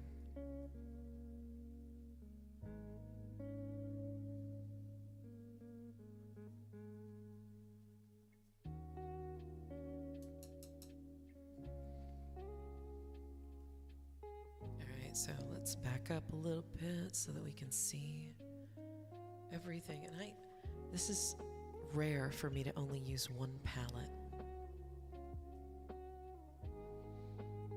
during a stream. I'm usually filling up both of my palettes with all kinds of stuff. So here we go.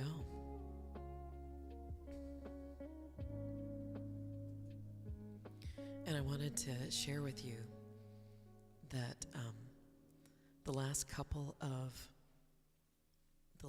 streams, I've actually been using a new setup for my camera. Whereas before, if I shook my table, my camera arm would also shake, and so I'd have the table and the camera shaking at different wavelengths, I guess you'd call it. And recently I remembered, and I feel dumb about this, recently I remembered that I have a second microphone arm. You know, you have this kind of arm thing. And I thought, well, maybe I can hook up my camera to the second arm. Get this whole thing in here.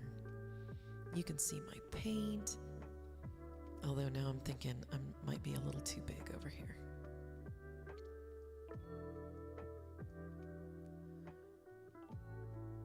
But you know, I've got my paint stuff, and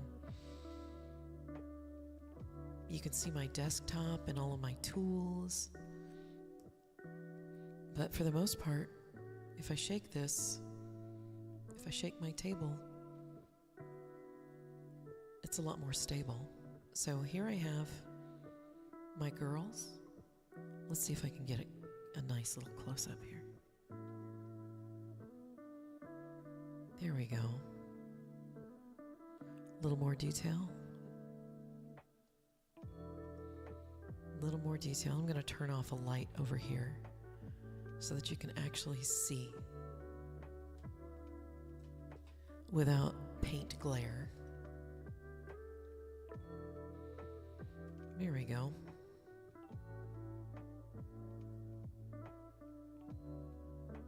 I still really wish I had been able to do something over here, but I'm going to have to reblock that with a lighter color and then darken it. So there we have it.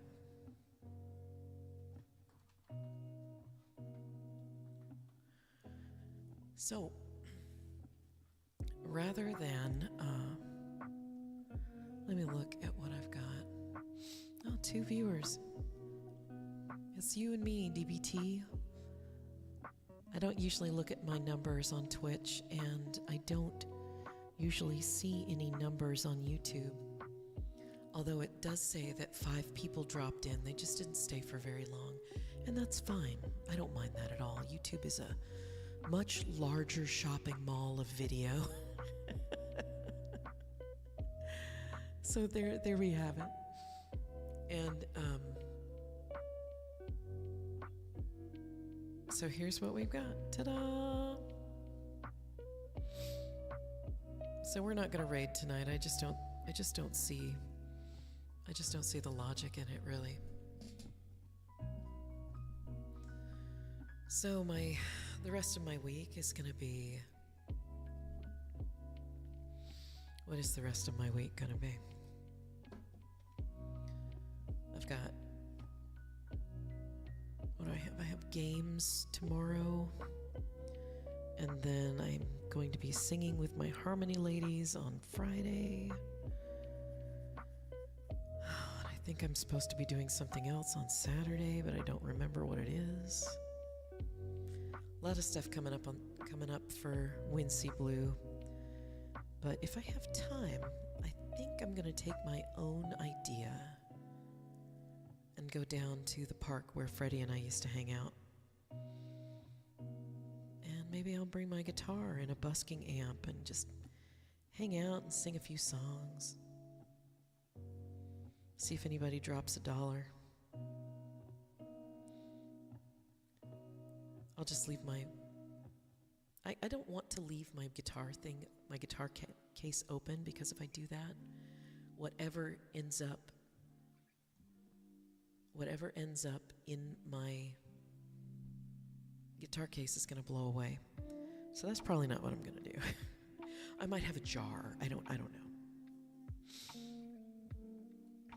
But at any rate, this is it for tonight. I love you.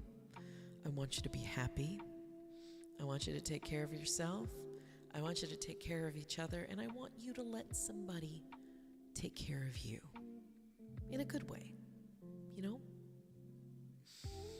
So for that, I'm going to say sayonara until Monday. Unless something comes up and I take my laptop to the Harmony ladies and then we just kind of fart around. It's been beautiful weather. We've been doing stuff out on the deck, so that's super fun. So I'll probably see you on Monday, definitely on Monday. And I hope to actually take some of the songs that I've just kind of impromptu recorded and make something out of them, you know what I mean?